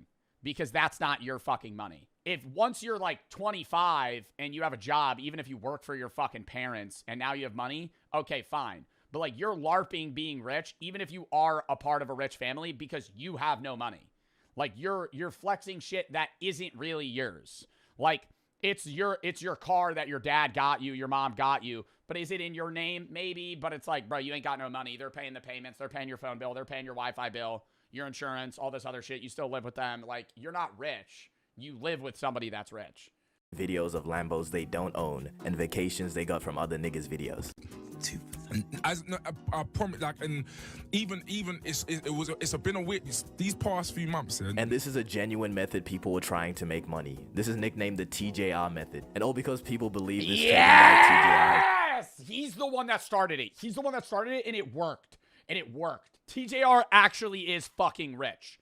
But TJR made all these other goblins come out of the fucking woodworks that are like, I'm gonna fucking post my BMW that I rented and get people to buy my course. You're not TJR.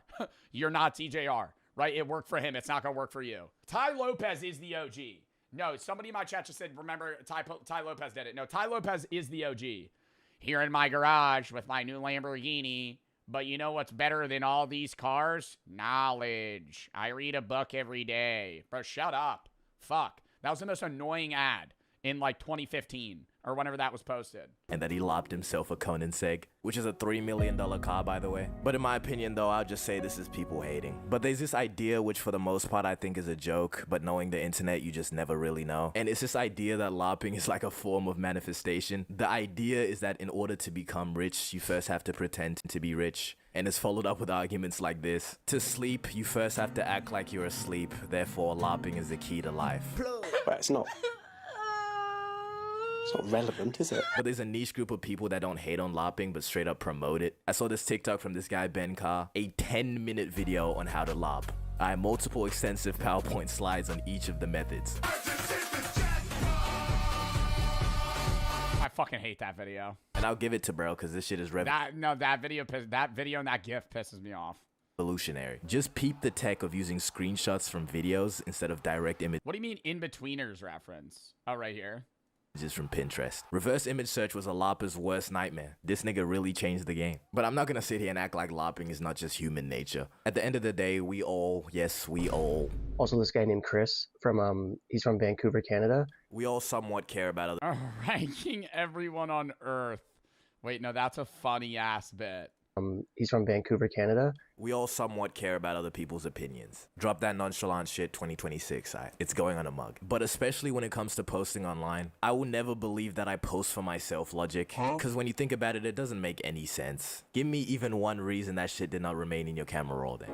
But the main reason behind posting something personal has almost always been external validation. And in no universe am I trying to say this like it's wrong or a bad thing. It can be a— Bro, should I do that? I'm thinking I would love to make a fucking tier list, not of everybody on Earth, but just random ass people. Optic Scumpy, Adam Sandler, Phase Adapt, my friend Chris. I just start pulling a random president, George Washington. Like, I just get like fucking 300 people that are like all over an area. I would have to make it though, so I know who they are. As simple as I like this photo, I'm gonna share it, and I hope Rob Little. Other people like. Rob Little followed me. This can include a whole big bunch of other things too, like a photo of a sunset. Nobody gives a fuck about your sunset, bro. It should have stayed in the camera roll if you wanted to post it for yourself. But still, sharing it because you think it's cool and maybe other people will like the photo too, that is a valid reason for posting that sunset. Lopping is just an attempt to speedrun the most amount of validation, and the only times it's not is when it's done as a growth method, you know, the lop your way to the top idea. And then there's people like J. Cole, who people say lops being humble. You know, maybe he's not lopping being humble, but someone explained to me why this multi-millionaire is driving around in a beat-up Honda Civic. The way— Yeah, that is confusing. Some celebrities try to be relatable is so cringe because it's pure lop. This clip of Rocky lopping watching streamers. Then y'all got the youngsters like, you know, Show Speed taking it to a whole nother level. And Kasana, he's still doing podcasting? Nigga, who the hell is Show Speed? And then the Michael B. Jordan Naruto incident. What do you think, Michael? Names the two biggest streamers. You know, these streamers. I Show Speed, Mr. Beast. B. Jordan's favorite anime is? It's a good question. Favorite anime is Naruto Shippuden. Naruto Shippuden. Been a fan of it for years, since I was like maybe 12, 13 years old. I'm done, bro. Eat this outro. Damn, dude. I would just make up some other shit. I would just say Dragon Ball. Because you can't mispronounce that. There's a lot of animes that I could pronounce. Or you could pronounce really badly. Naruto. What's another one? There's just like, not My Hero Academia, no. There's like so many. Yeah, Pokemon, no. Jujutsu Kaisen, Yu-Gi-Oh, I don't know. Or like characters even. Just more characters in the show. Like if you just say the character name wrong, bro, people will flame your ass. All right. Yeah, lock in. I actually got to piss real quick. Then we'll hop into the next one.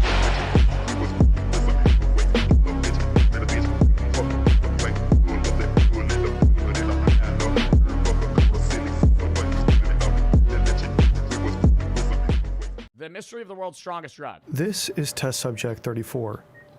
She has just been given a substance often described as the most powerful psychedelic drug in the world. Frog poison, 5-MeO-DMT. It makes her feel like she's being launched into outer space. Other users report near-death experiences, profound insights, and mythical encounters with spiritual beings. The drug appears to shake the very foundations of human perception. It is one of the most weird and unexpected things a person can go through.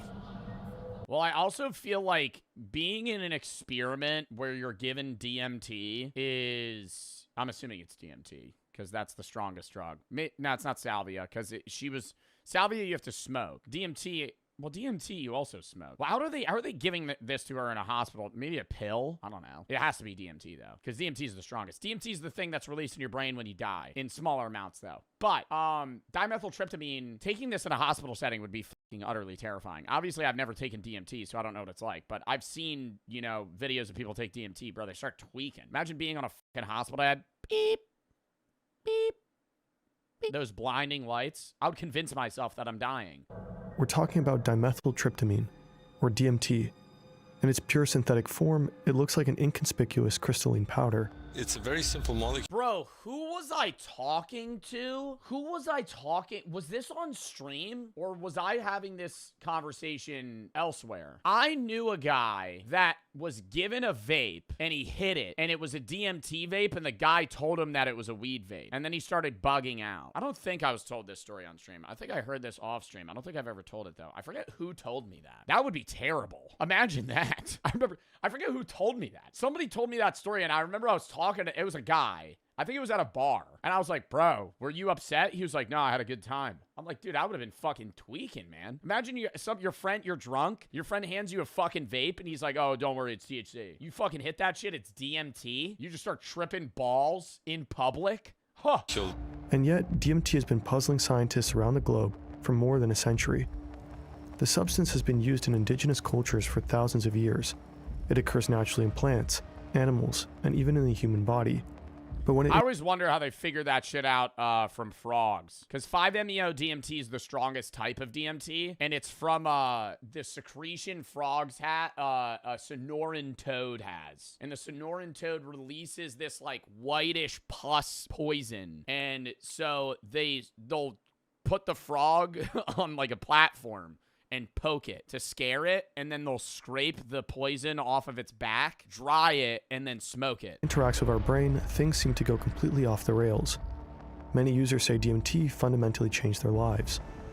And yet, other experiences suggest there's more to DMT than profound revelations. I remember when Joe did this one stream, 5-MeO-DMT? Yeah, I captured a Sonoran toad IRL stream.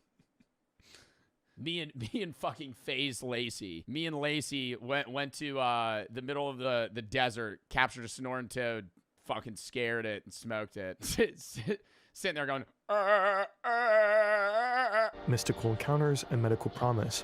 Nope. For some people, the substance can also open doors to the darkest corners of their consciousness. Not FaZe anymore, just Lacey, sorry. This is the enduring mystery of DMT.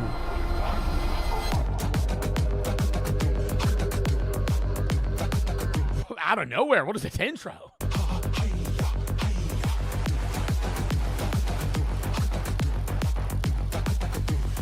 These types of visuals are common on hallucinogens, and people always see them and they're like, oh, that's what tripping's like. I'm like, dude, when you're tripping and you're actually seeing like not holograms, what are they called? It's in your eyes. The fractals. When you're seeing the fractals, like a kaleidoscope, when you're seeing those kaleidoscope visuals and you're like, dude, the amount of people that I'll see in like comment sections when it's like LSD trip visualization, it'll be some 15-year-old like, oh, this would be awesome. I can't wait to take acid. I'm like, yo, it's different from seeing it on a screen versus it being in your fucking brain, dude. That and you're hallucinating, you're hearing shit.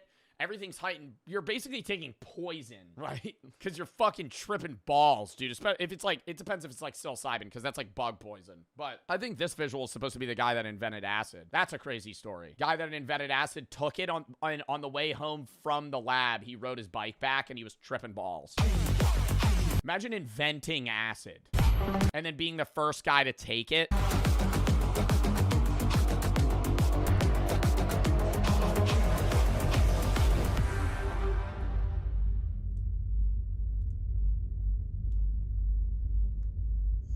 How was acid invented? Mixing a bunch of chemicals. And then not knowing the November fucking doses. 1852. This is British botanist Richard Spruce. For the past 3 years, he's been making his way through the Amazon rainforest to study plants. He's Ayahuasca. I'm calling it. particularly interested in mosses. Along the way, he keeps encountering indigenous communities living deep in the jungle. He learns their languages and studies their customs. Right now, Spruce is staying with an indigenous group in what is now northwestern Brazil. Today is a special occasion. The tribe is about to hold a spiritual ceremony, and at the center of it all is this ritual brew. Its key ingredient is a specific type of liana. Indigenous people have been drinking or chewing it for thousands of years. Some groups call it napa, others baco, or pinde. Okay, I'm dead wrong. Fuck! I took herbopsychopharmacology in college. Don't they take ayahuasca in like South America? This group calls it kapi. And tonight, Spruce is going to try it himself. Dude, you're in the fucking middle of a jungle. Fires around you. You're some fucking like British explorer, dude. You're with all these tribal guys that have been taking this shit for fucking centuries. And they're like, drink this. He watches several young members of the community drink the mixture before him. He notes that, for about 10 minutes, they appear to be possessed with reckless fury. Then they calm down and simply continue dancing. Then it's his turn. But the tribe didn't just prepare kapi for him. I had scarcely dispatched 1 cup of the nauseous beverage when the ruler of the feast came up with a woman bearing a large calabash of mandioca beer called kashiri. After that, protocol demands that he top things off with a cigar and a cup of palm wine. Bro, what? They just hand this motherfucker just a pot of liquid and go, you gotta drink this, smoke a cigar, and then have some wine. What? I'd be like, am I at an ASU frat party right now? What's fucking happening, bro? we're doing the fucking dynamic trio here. Spruce has to fight off the urge to vomit and stretches out in a hammock. The kapi is slowly kicking in. God, dude, the urge to vomit. I haven't taken any other hallucinogens outside of mushrooms, but the urge to fucking vomit after eating mushrooms is so bad. When you start hallucinating, you start feeling gross. Later notes in his journal that white men taking kapi all seem to report the same experience. They feel alternations of cold and heat, fear and boldness. What? Yo, that is actually so accurate. Holy fuck. I don't know about this drug, but that is so accurate for what hallucinations look like. Experience. They feel alternations of cold and heat, fear and oh my god. Yeah, staring at the sky and just seeing that. boldness. Like the trees are moving. Sight is disturbed, and visions pass rapidly before the eyes, wherein everything gorgeous and magnificent they have heard or read of seems combined, and presently the scene changes to things uncouth and horrible. Hey, this is Jonas, one of the founders of Fern. It's not just psychedelics that can shape our minds, our thoughts. Is this an ad? 10% off your first month. Spruce calls the plant Banisteria kapi. Banisteria was the term used at the time for a class of tropical climbing plants. Kapi is an indigenous word for grass. He samples a couple of those vines, dries them, and has them shipped to England. Over the following years, Spruce keeps traveling. Yo, side note, I gotta say, herbal psychopharmacology was the second best class I have ever taken in all of the 4 years of college I had. It is such an interesting class. Like, normally I hate, like, the nitty-gritty science of, like, what makes up something. But learning about, like, how certain drugs affect the mind and the body is fascinating. Because now you're not only just learning about, like, hallucinogens, you're learning about, like, what is that? Herbal psychopharmacology was basically a class learning about drugs. And I learned about, like, weed, mushrooms, coke, fentanyl, you know, just any amphetamine. You learn what what type of drug classification each things are, how they are in the government, why they are the way they are, how they affect you. South America, and repeatedly comes across kapi. One of these encounters takes place in 1857 among an indigenous group in Peru. They also use the vine to prepare a powerful brew. They mix it with other plants and call it ayahuasca. Ah! I called that shit. I would do that. I would only do ayahuasca though if I could do it in the jungle with like a shaman that like granted me the permission and also like serenaded me. Because I've seen a lot of documentaries where you do like an ayahuasca retreat and you take it and then it's like a whole traditional experience. I think I would freak out, but I think it'd be a good experience. Spruce apparently doesn't drink it himself this time. Instead, he asks the locals to describe their experiences to him.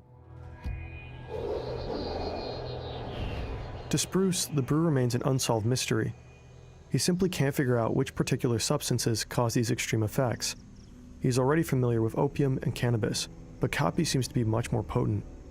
What he doesn't realize is that he's been looking in the wrong place. The plant he sent back to Europe isn't the key ingredient. Technically, it's not the liana or Banisterium copy that produces the intoxicating effect. The real trigger is a special compound found in the leaves mixed into the brew. DMT. More precisely, N-DMT. Its molecular structure is surprisingly simple compared to other psychedelics. Its complete name is N-dimethyltryptamine, but we'll simply refer to it as DMT throughout this video. German-Canadian chemist Richard Manske was the first to synthesize the substance in the early 1930s. Back then, he had no idea of its extraordinary psychoactive effects. At its core, DMT is characterized by a nitrogen atom bonded to two methyl groups, hence the name dimethyl. A methyl group consists of one carbon atom, bonded to 3 hydrogen atoms. It's one of the simplest building blocks in organic chemistry. The nitrogen atom is connected via a short carbon chain to the most important part of the molecular structure, the so-called indole ring. The same structural feature can also be found in other known psychedelics like LSD or psilocybin, and within the molecular structure of serotonin. Serotonin is a neurotransmitter, a molecule that carries chemical messages or signals between nerve cells.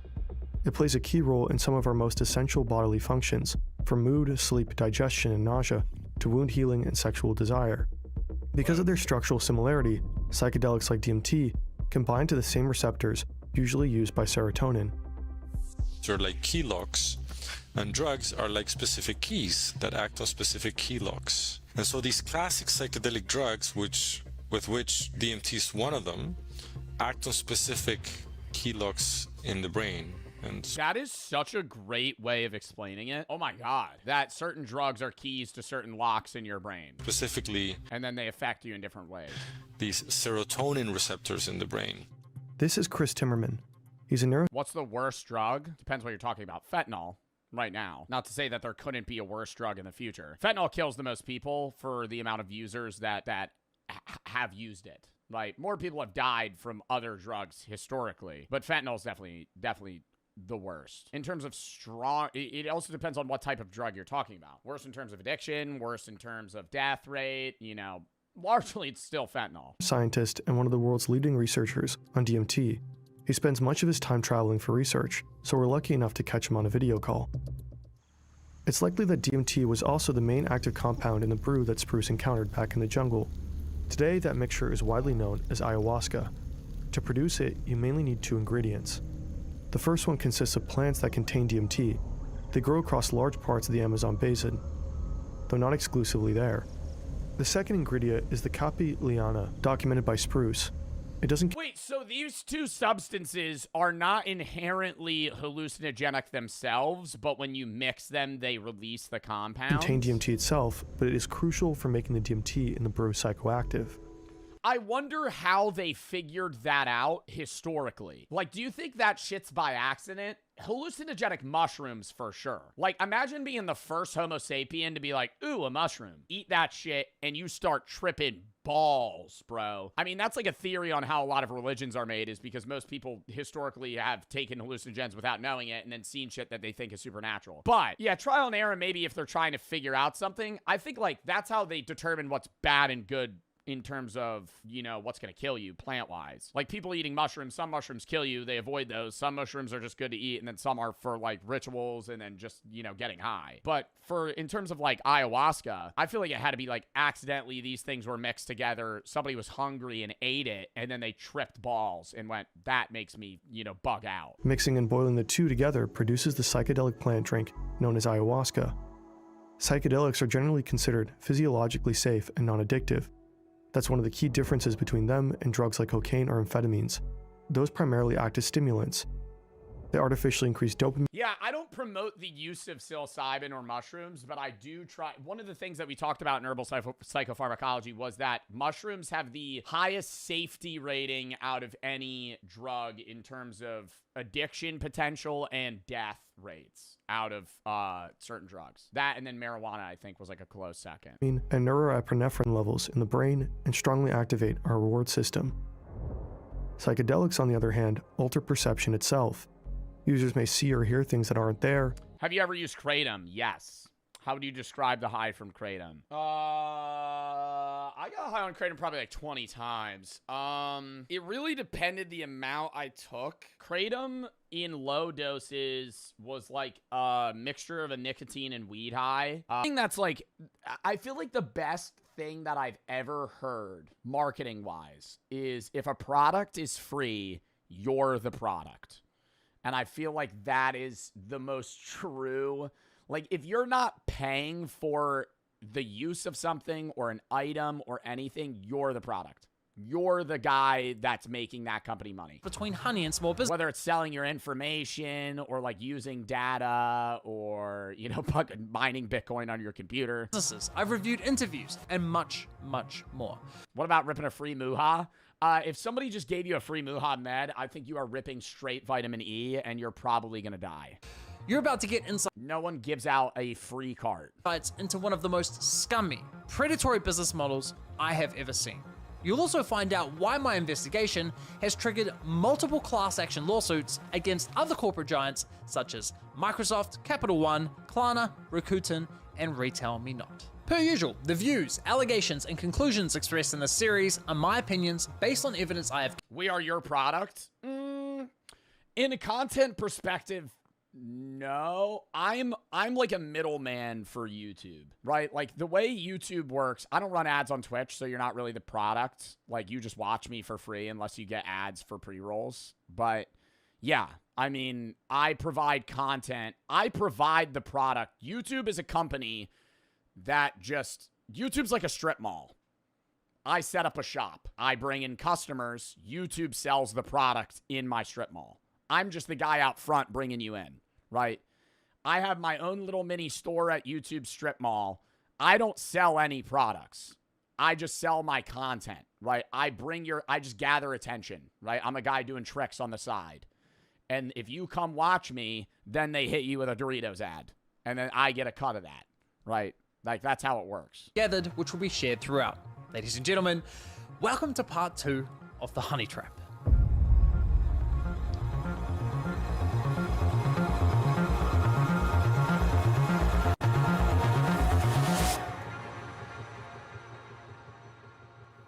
There were many moments throughout this investigation where I thought I'd reached the end of the rabbit hole. I thought I understood everything there was to know about Honey's dirty business model.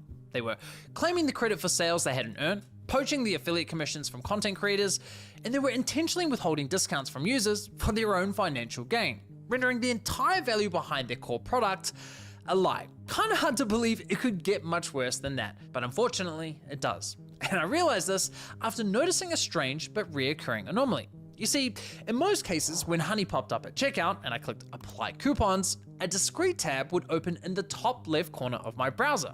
That's Honey injecting a simulated referral click, attempting to claim the credit for a sale. But here's where things got weird. Every once in a while, I'd come across a store where, after clicking apply coupons, Honey wouldn't load their affiliate link. So why not? At first, I thought it might be a bug, but quickly ruled that out after noticing the same anomaly on multiple websites. Even stranger, when this would happen, I was generally finding better deals. So what gives? Well, for the longest time, I was under the assumption that Honey would only pop up on websites that had agreed to partner with them, but I couldn't have been more wrong. And I realized this after stumbling across a post on Shopify's community forum, where a store owner complained that Honey was leaking their coupon codes without their permission. And as I read through the replies, I could see other stores had the same issue. Now, this was a pivotal moment in my investigation because it turned my entire understanding of Honey's business model upside down. Until now, I was so focused on the impact Honey had on consumers and influencers that I didn't even think to consider the potential impact to businesses. Though in my defense, Honey consistently referred to the 30,000 stores on its platform as participating stores. So one would assume that every store on Honey's platform joined willingly and with consent. Yet clearly, that wasn't the case. So I reached out to several business owners to learn more. Honey takes the codes that people use on our website, the discount codes, and makes them public to everybody who's using Honey. We started having problems with... Oh my God. So if you were just like some random guy that had a 20% off coupon code, then Honey would just leak that to all your customers? I mean, like, that's something that's good for the consumer, but terrible for a small business. Like, horrible for a small... Like, if you're trying to make money and you're just giving, like, a nice code out. Customers would get in touch via our support website saying, oh, hey, I just tried to use this discount, this 60% off coupon, and it doesn't work.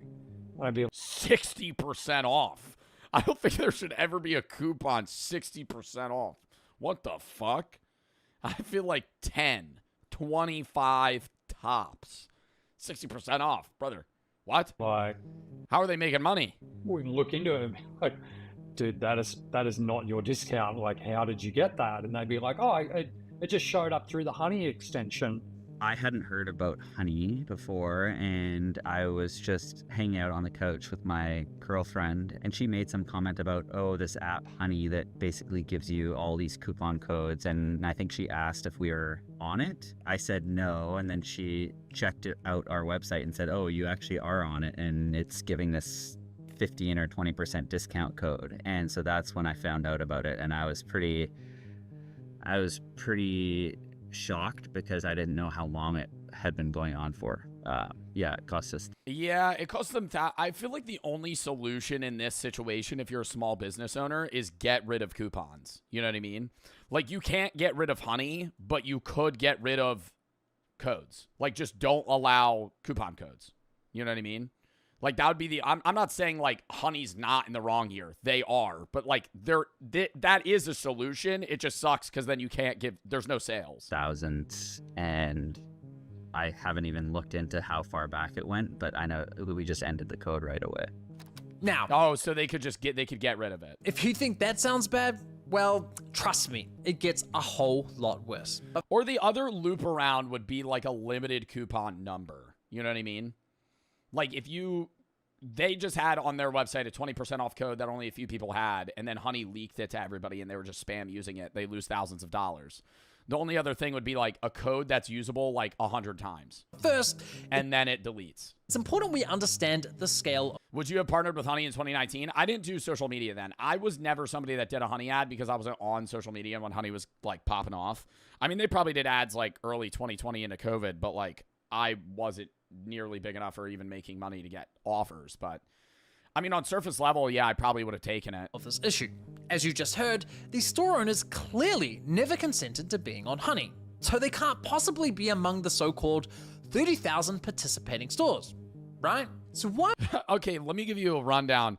When I get offered to do an ad, my manager hits me up. He says, do you want to do this ad? I go, do they have shit about them? And he'll go, yeah, no, or, you know, this, but it's been, you know, cut. It's been, it's been fixed, you know, like drama 5 years ago, but it's fine. And then I decide. If there's like shit about the company, no. Like, I generally stray away from like straight up AI shit or anything crypto related.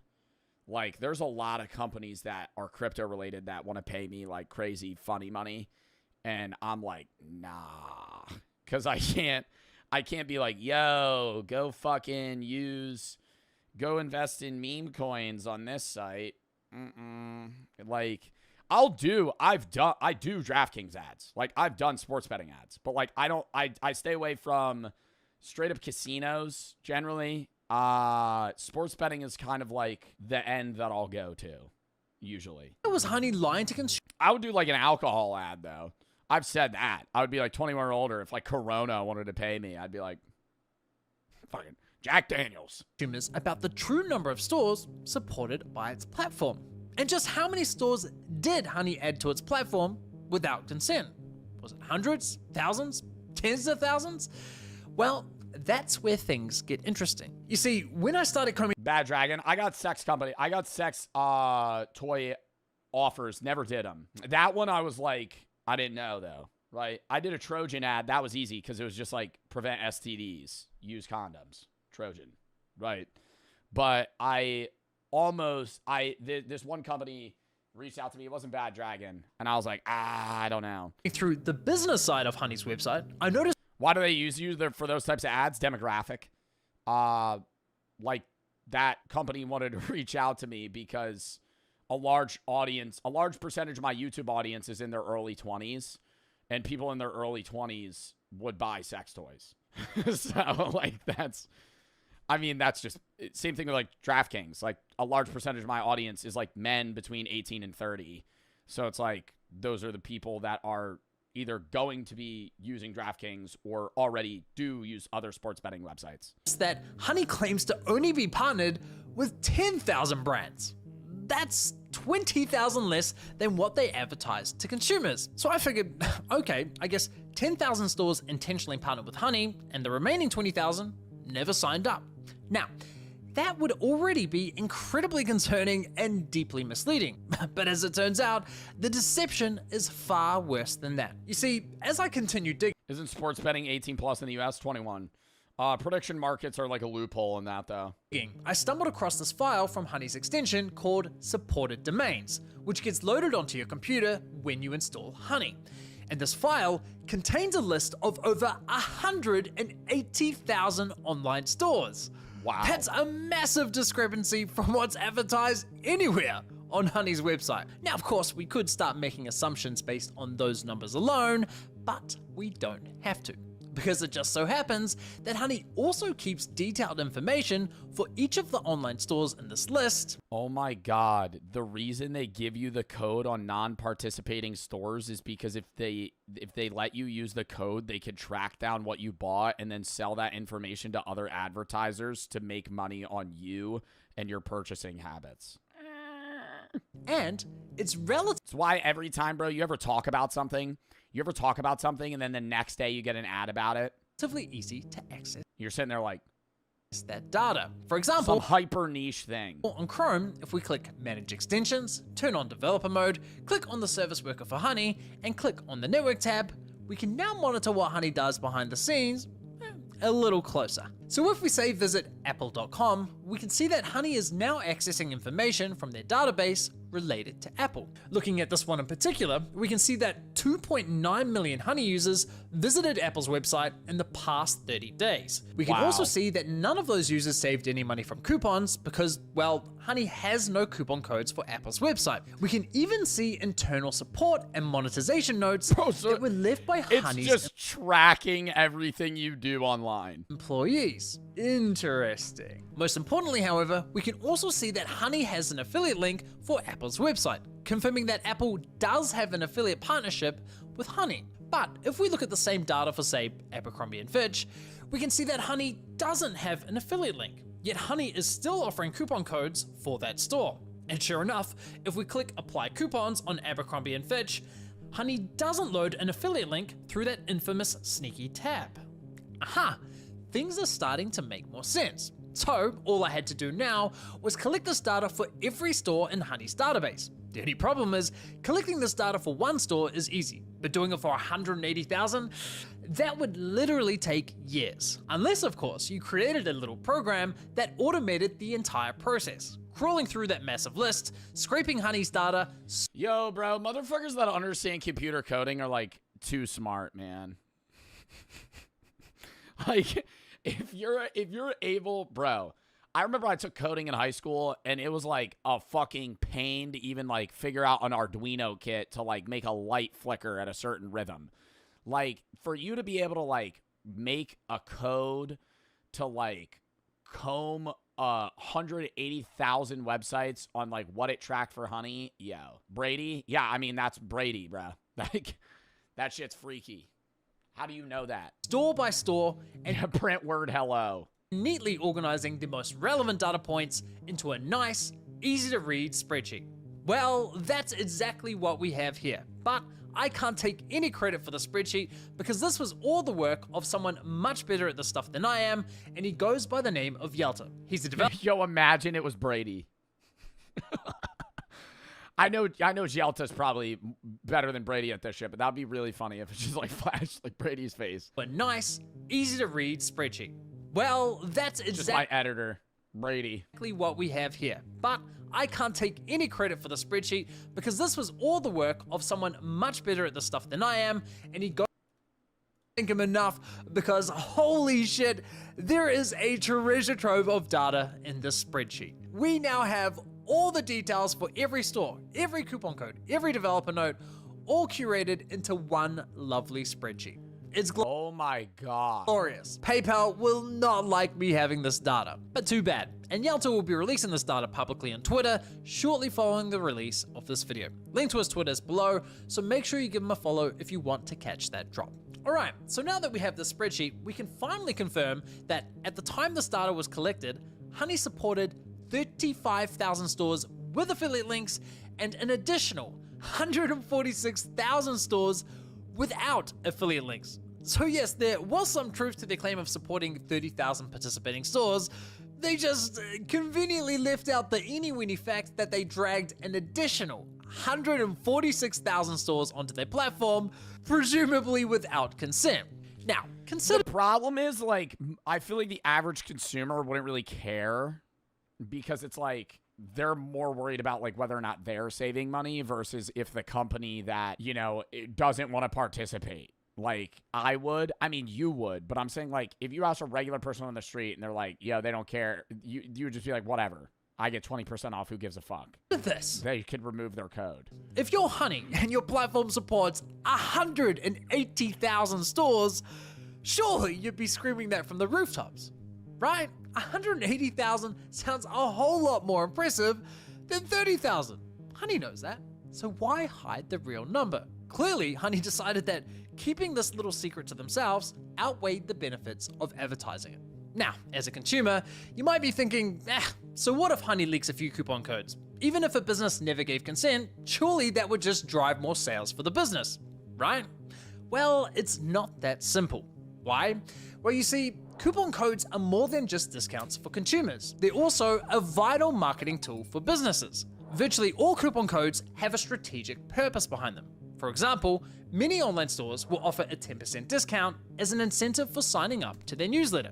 The consumer gets a 10% discount, and the business gets your email address for marketing. It's a simple tit-for-tat exchange.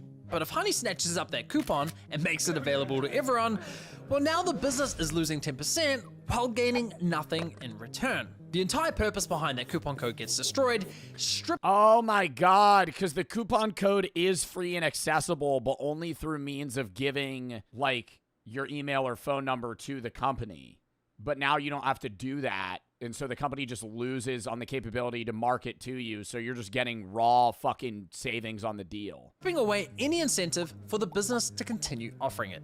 But it's not just newsletter coupons. Stores will also offer discounts to reward and maintain loyalty, like offering exclusive VIP codes to repeat high-value customers. Many businesses will even offer specialty discounts to military veterans or first responders, just to show their appreciation. But also, some businesses have private discounts. All right, bro. Well, I gotta say,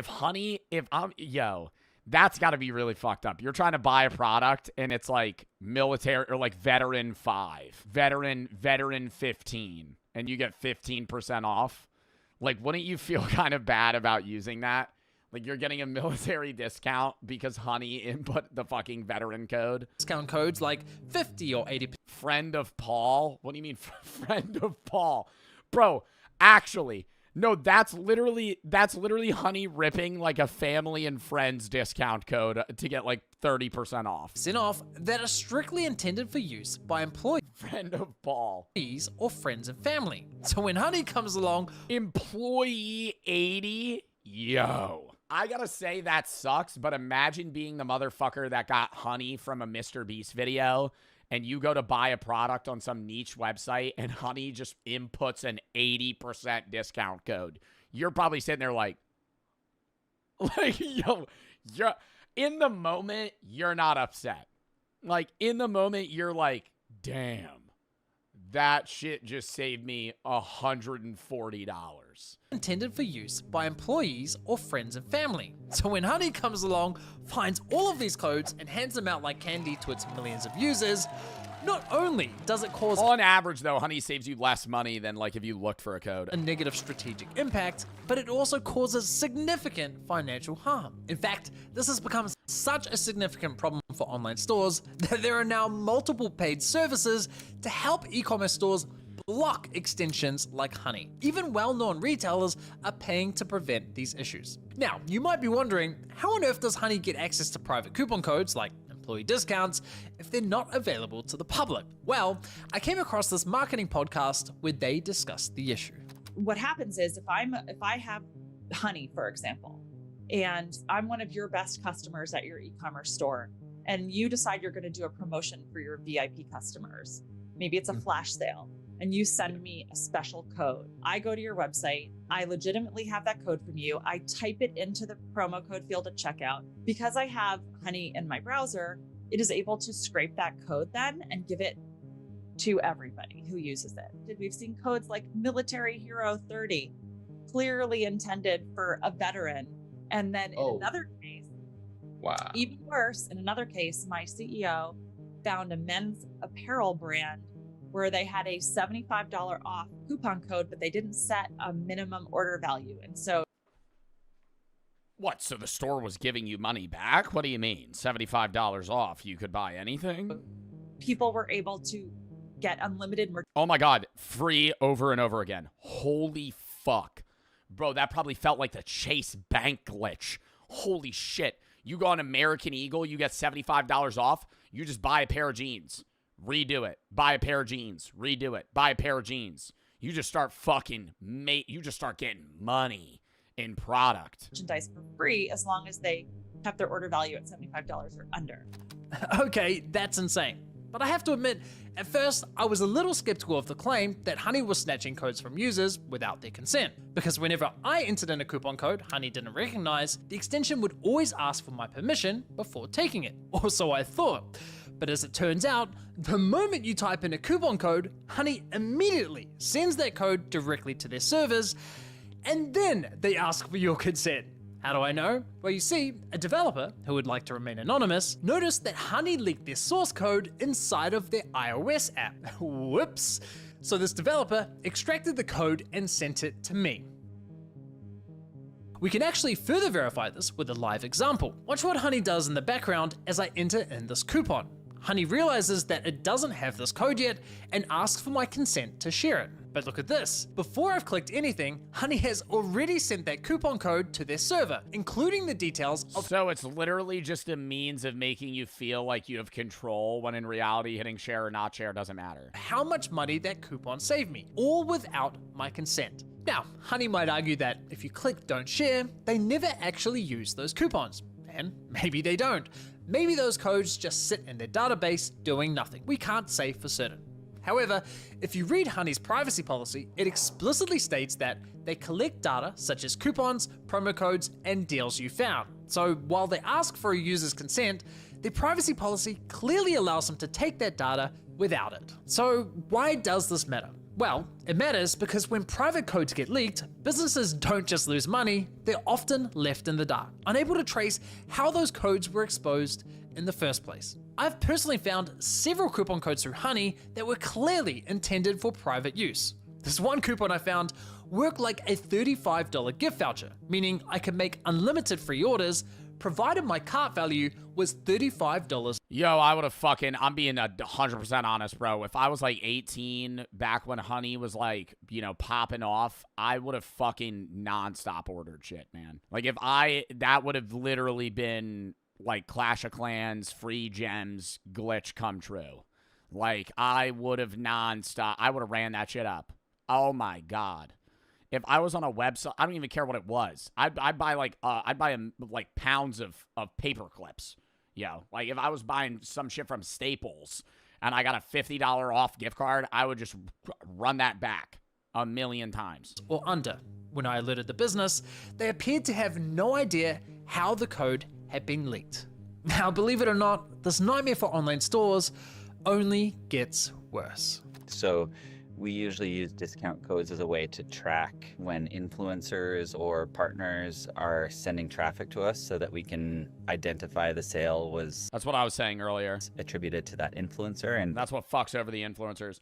That's why I'm always like, when I do just for gamer subs in general, like when I go use code BART and you use code BART, gamer subs tracks that. They get a tally, you know. Somebody bought a drink or a cup or a shaker or whatever it is, a tub, using my code. And then you sometimes, depending on the company, might get a share of revenue, or they might pay you flat fee and then just see to track your usage and then re-up with another offer later on, because there's different types of ads. You do flat rate ads, you do view cap ads, and you do affiliate ads, right? Flat rate ad, most ads that you see on YouTube, company pays you a flat fee, you do the ad, you shake hands and leave. They might come back to you a month later and go, you know, we had a lot of code usages, we want to work with you again. They might pay you more or less, depending, or equal. Then you have view cap ads, which is ads where they go, hey, we're going to pay you a minimum of, say, $1,000, but you can max out at 500K views, and if you hit 500K views, we'll pay you this amount of money. And I've done a few of those, but they kind of suck because it's really dependent on viewer performance. And then they have just affiliate ads, which is like what your friend that has a Gymshark code does that is at your high school. And he says, Gymshark partner, use code Blake for 30% off or 20% off. He doesn't get paid from them. He just gets raw affiliate code revenue. That is also the same format of like many long-term partners that streamers do. You just get shared revenue. Pay them a commission. So I think we saw one code started to get used like way more, and we were like, wow, we're paying this influencer so much, they're doing so well, and I was like a little bit suspicious. A lot of times discount codes are the only way for you to understand if a YouTuber that you love and would love to partner with is actually driving incremental value to your business. Those codes would immediately get picked up by Honey, and then they'd be used. It would be picked up by Honey, and then that influencer, then this company's seeing that influencer as a bad marketing person, right? They're seeing their audience is not engaging, and then that company never comes back. Hundreds of thousands of times. And you'd be like, all right, like not only does that negatively impact our business, it was for that audience, but we have no idea which podcaster we should continue to support. Now, if you're someone who listens to podcasts, you probably know exactly what Chip is talking about here. When brands advertise on podcasts, affiliate links aren't always practical. Listeners could be running, driving, or doing the laundry without easy access to a computer. So, instead, brands will provide podcasters with a unique coupon code. And each time the listener uses that coupon code at checkout, the podcaster earns a commission.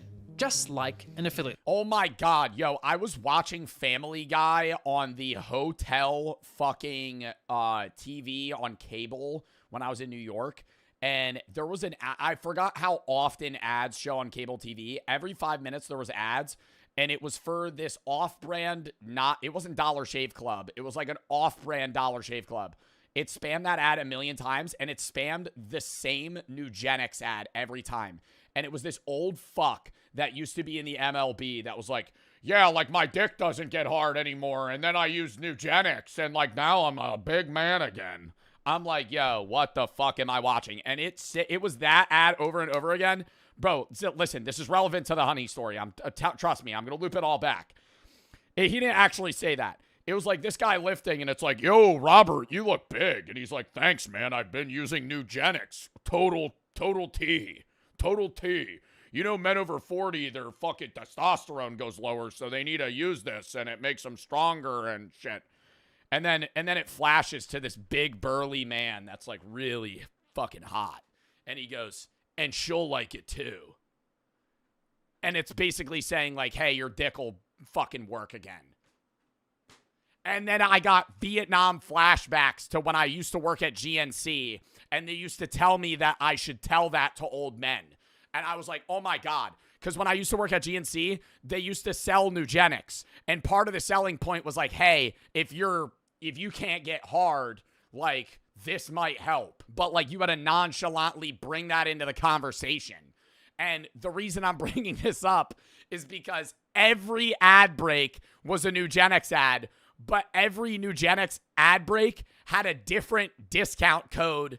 It was the same ad, but it was like, use code HUNT20, use code MAN40, use code fucking CASH10. And it was like, text this number or some shit. It was stupid. Did you use them? No, but I almost texted the company because I was like, dude, what the fuck would it respond with? It was a different code every time.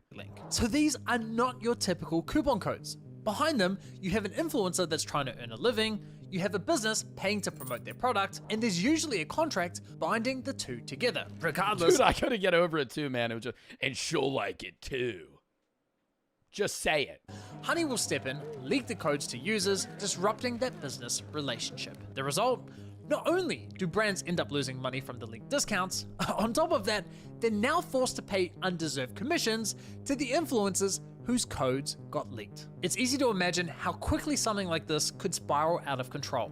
In fact, one business owner on Twitter reported losing $100,000 from this exact issue, and he only realized it happening several months later. It's no laughing matter. And if you think this is a huge win for influencers because they get paid a bunch of undeserved commissions, well, think again. I mean, we basically pulled all out of the podcast realm because there was really no way to figure out how to attribute any successes or failures. We basically can't do that anymore because as soon as a code becomes used by one person, it's suddenly used by everybody. This is a nightmare situation for everyone involved, but not all businesses are affected equally. Honey's actions are especially devastating for small businesses that lack the resources of larger brands. The big retailers can push back. They have dedicated marketing teams, advanced analytic tools, and the legal muscle to respond.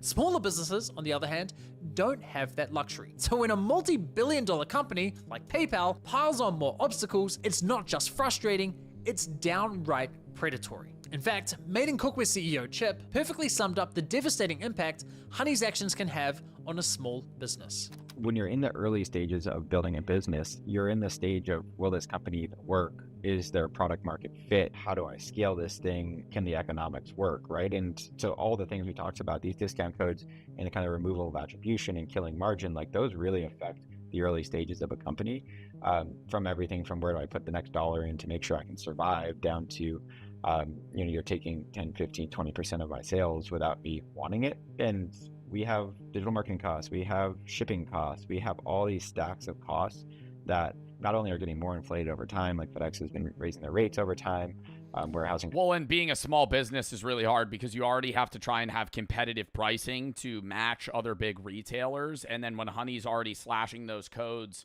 that you're still, in a profitable margin, but those codes are kind of making you really like tread the line there on like red and green in terms of profitability. Like it fucks you. Like that's why you don't really see small businesses anymore outside of like rural air, like really rural areas. Like when you're in the middle of nowhere, there's always like a local coffee shop and all this other shit. Or if you're in big cities, there's a mixture, but kind of like that in between town where you're that kid that hangs out at Walmart on Fridays. Like you never really fucking see small businesses anymore because those big companies that come in just steamroll everybody else. And now like that's hurting even more companies, especially in the online business where you're trying to fucking compete with Amazon. And you're just getting fucked. Costs have gone up, COGS have gone up, as you know, through inflation for the last 4 or 5 years, right? Like all the cost structures have been going up, and to have someone just stealing and compressing the actual revenue you want, like puts small businesses in a real squeeze. It's just really disappointing, and it doesn't even work because at the end of the day, like you need to make the numbers work. And if Honey is going to steal 10% of your revenue all the time, you're going to have to raise prices at the end of the day to make up for that, right? And so it's not only not effective, but it makes it worse for the consumer. It compresses for the small business owner any margin, and it's just like a really awful business model. Like we've been so mad at them. Like its own fucking thing. They still understand both, but like somebody that is deaf reads, say, written English and also is able to communicate with American Sign Language. Work in the modern sense. There's no clock, no supervisor. You do it because competence matters, because being skilled earns respect, because making things well is part of being human. If hunting happens, it's not the frantic chase you see in movies. Humans are persistence hunters. We track animals at a steady jog for hours until they overheat and collapse. We're the only species that can do this effectively because we can sweat and regulate our body temperature while running. Most animals can't. So we outlast them. The hunt might take 3 to 6 hours, including travel. Then the animal is carried back. Or even when they had the hunt for exhaustion, yeah, might take that long. But even if you have an instance where they have bow and arrows and they shoot one, they might shoot a moose. Like if you're an earlier human, you shoot a fucking big ass animal. You hit a kill shot, but now you just kind of have to follow the moose around for fucking 9 hours till it collapses. Because you can't rush at it because it'll kill you. But you just have to wait from afar for it to fucking die and bleed out. And by early afternoon, the productive part of the day is essentially over. What happens next is what modern people find hardest to understand. Nothing and everything. People rest. They sit in the shade and talk. They play with children. They groom each other, picking through hair, reinforcing bonds. They make... If you're an earlier human, your chill time is the equivalent of being just like a more evolved ape creature. Jewelry from shells or beads or animal teeth. They carve designs into bones or stones. They nap. Anthropologist James Sussman documented that among the Juhuanzi, adults spend roughly 6 hours per day in what he called social time. Not working, not sleeping, just being with other people, talking, laughing, telling jokes, because in a world without money or police or written contracts, your survival depends entirely on your relationships. If people don't like you... Yeah, but like when was there a fully spoken language where people were communicating in that way? What was the earliest spoken language? Well, I don't want to say an official language. It's impossible to know the first language ever spoken, true. Spoken languages leave no physical artifacts. Linguists estimate human speech emerged between 50,000 to 150,000 years ago, long before the invention of writing. Yeah, because written, that's where you're going to know is through written shit. Like Sumerians dating roughly back to 3400 BC, widely considered the oldest known written language. But even then, so say like 50,000 years ago, they had a definitive language they spoke to each other. Yeah, they just fucking chopped it up, just fucked around. But, like, what stories is there to do, you know? Because, like, when you hang out with your friends, you guys live different lives. You meet up. You have stories to share, things to talk about. If you're in a hunter-gatherer society with 8 people that you live with on a daily basis and you are around them all day, every day, like, what is there to talk about? You're not giving each other hypotheticals. You're not having fun, like, ooh, what ifs? What do you think about this? Oh, pop culture stuff. It's all just about, like, chilling and fucking, oh, food. Maybe that's where, like, earlier religions and, like, beliefs took place because they would talk about that. Like, what do you think? Like, philosophical shit, but, like, more surface level. But I feel like it'd be, like, very shallow conversations, yeah. They don't have to share food when you're hungry. So you invest enormous amounts of time in those bonds. Not because it's productive, because... They took shrooms and got geeked? I mean, we watched a video about that. Yeah, earlier ancient humans did get fucked up all the time. Because it's how humans stay human. Then the sun sets, and this is when something remarkable happens. In 2014, anthropologist Polly Wiesner analyzed hundreds of hours of conversation recordings from the Juhuanzi. During the day, conversations were practical. Who saw animal tracks where? Which plants were ready for harvest? Complaints about someone not sharing fairly. But at night, around the fire, 81% of conversations shifted to stories. Myths about how the world began, tales of ancestors who did impossible things, jokes that made everyone laugh, adventures from far away. Wiesner argued that this is where human culture was actually born. Gods, spirits, the past, the future. Things you can only think about when your stomach is full and you're safe. And people didn't go to sleep and stay asleep the way you do now. Historical records from medieval... I mean, yeah, even earlier, like, more... Like, philosophers in the thinkers sense were all just rich people, bro. Like, Plato and all those guys, like, it was very rare you'd have a philosopher in, like, early Greek times not be just filthy rich. Because if you weren't rich, you were working, and you didn't have time to fucking sit on your ass and think about life for, like, endless amounts of time. So it's, yeah, during free time is when people have those thoughts. Europe and sleep studies from the 1990s confirmed that before artificial light, humans slept in 2 phases. First, sleep for about 4 hours, then a wakeful period of 1 to 2 hours in complete darkness, then second sleep for another 4 hours. So here's what... I feel like that's how I live regularly. I feel like that is kind of just how I wake up at like you fall asleep, wake up 4 hours later, can't fall asleep for another hour, pass out. What a full day looked like. And the whole time I'm sitting there, I'm like, damn, I could just like start my day. But then I'm like, oh, I'm just going to crash 5 hours from now. About 4 to 6 hours securing food or making tools. About 6 hours in social interaction, storytelling, grooming, playing. About 8 hours sleeping in 2 separate phases. And the rest, resting, sitting, watching clouds, doing nothing in particular. Oh my God, having a fucking posted up Minecraft spawn. Holy shit. Living in just like a dope ass field on a beach, in a cave, in a mountain with a view. Existing without needing to justify your existence through productivity. Then, about 10,000 years ago, something changed. Humans in the Fertile Crescent began planting seeds and domesticating animals. Agriculture. And agriculture is a trap. Once you start farming, you can feed more people. More people means you need more food. More food means more farming. Within a few generations, populations exploded and there was no going back. Because now there were too many mouths to survive by hunting and gathering. You were locked in. And farming required far more labor. Plowing, planting, weeding, harvesting, storing, defending crops from animals and raiders. The skeleton. But that's the only reason any of us are alive. Like, if we didn't have agriculture and mass population growth, none of us would exist because your parents would have never met and your parents' parents would have never met. Like, there would be people and humans still on Earth, but they would all be very localized populations of hunter-gatherers that stayed in that circle for thousands of years. Like, if you have like, maybe your parents were in the same area, but, like, your grandparents might be from 2 different countries. Like, and then their grandparents are from a different area. Like, you would have never had people intermingle like, culture-wise or race. Like, if you're mixed, like, especially that.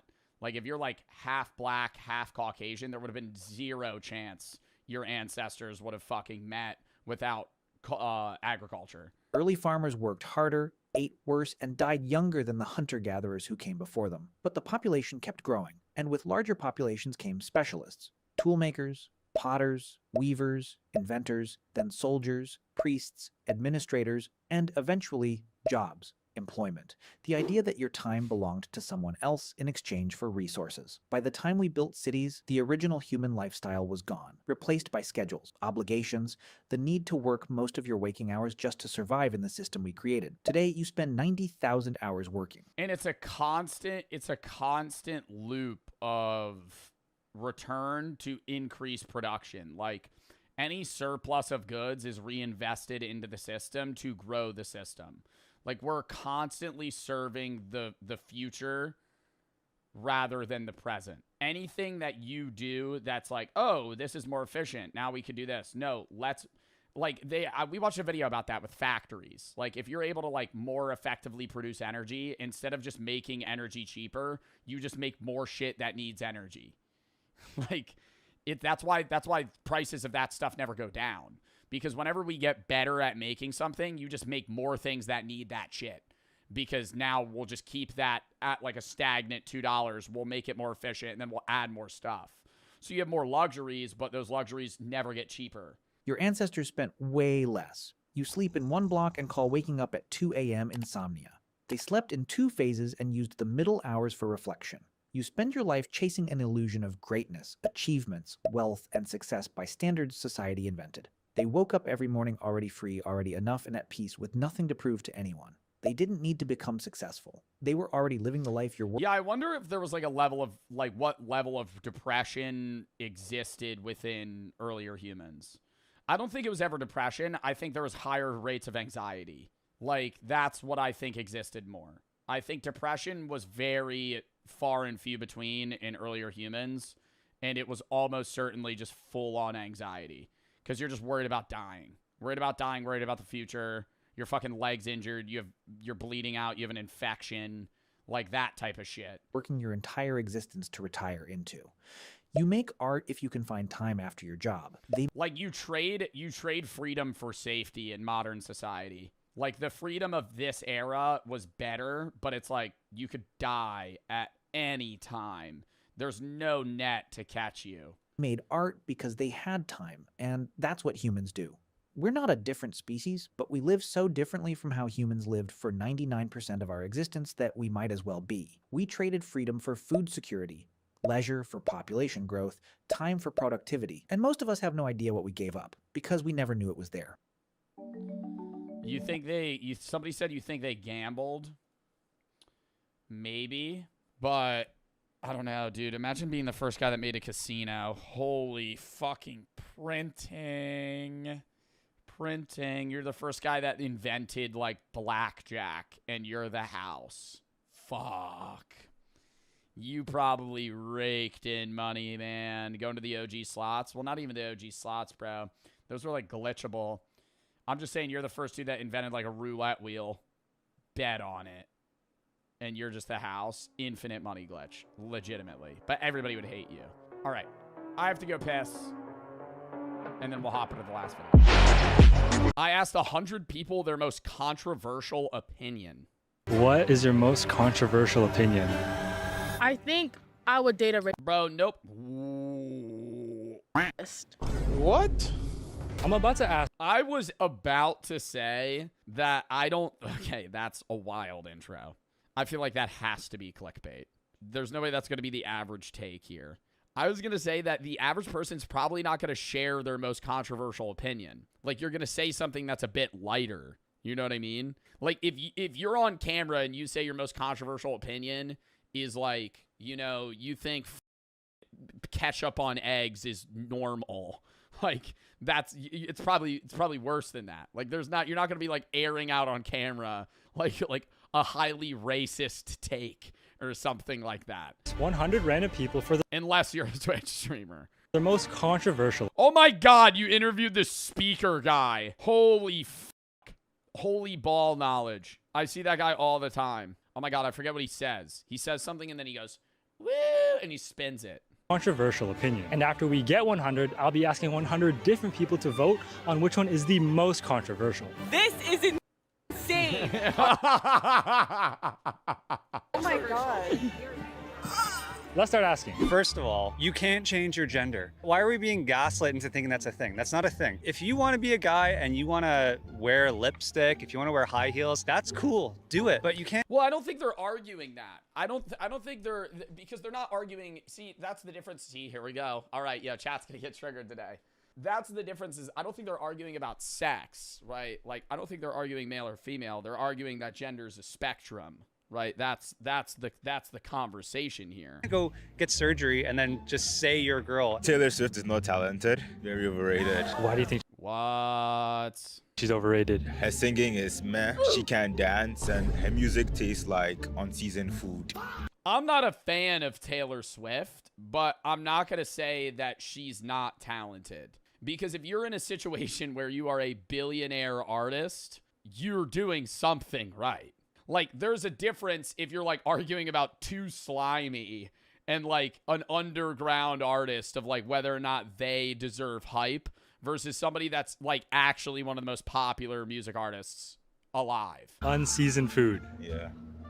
A&W is a really bad fast food restaurant. I believe in every... That's not controversial. I don't think that's controversial at all. I'm going to also say A&W has the worst root beer.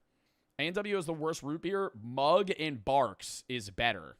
Every conspiracy theory about the government. On hers, I'll say yes. I think it's naive to think we're the only ones out here. So aliens are real. That's not controversial. That, like, pisses me off. If somebody's, like, aired out a controversial opinion, say some crazy shit. Say, I believe in the firmament. I believe the earth is flat. I believe in aliens. I would say like 70% of people say they believe in aliens. Yes. I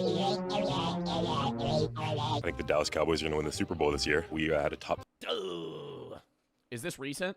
5 offense last year. We brought back George Pickens on the franchise tag. See, that's actually a controversial opinion. That's not like, it's not controversial, like cancelable opinion. That is like a crazy take though. I'll be honest, I didn't really listen to what you said. I was just lost in your voice. I really appreciate that. It just made my day. I've been really the voice and the face for radio. Definitely have the voice. Yeah. If you're dating a man and there's a woman harassing him, calling his phone 24/7, it's his fault, not hers. Like, women aren't crazy like that. He's making her crazy.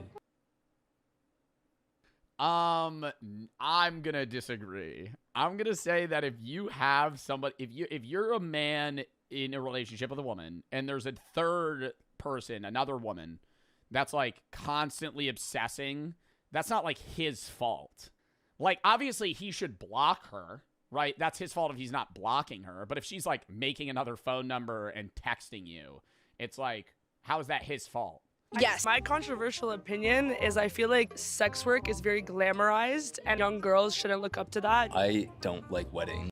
I don't think most women look up to like sex work, but I don't think it should be like something like if you're making $50 million doing OnlyFans, holy bag, you know, like I'm not going to sit there and judge.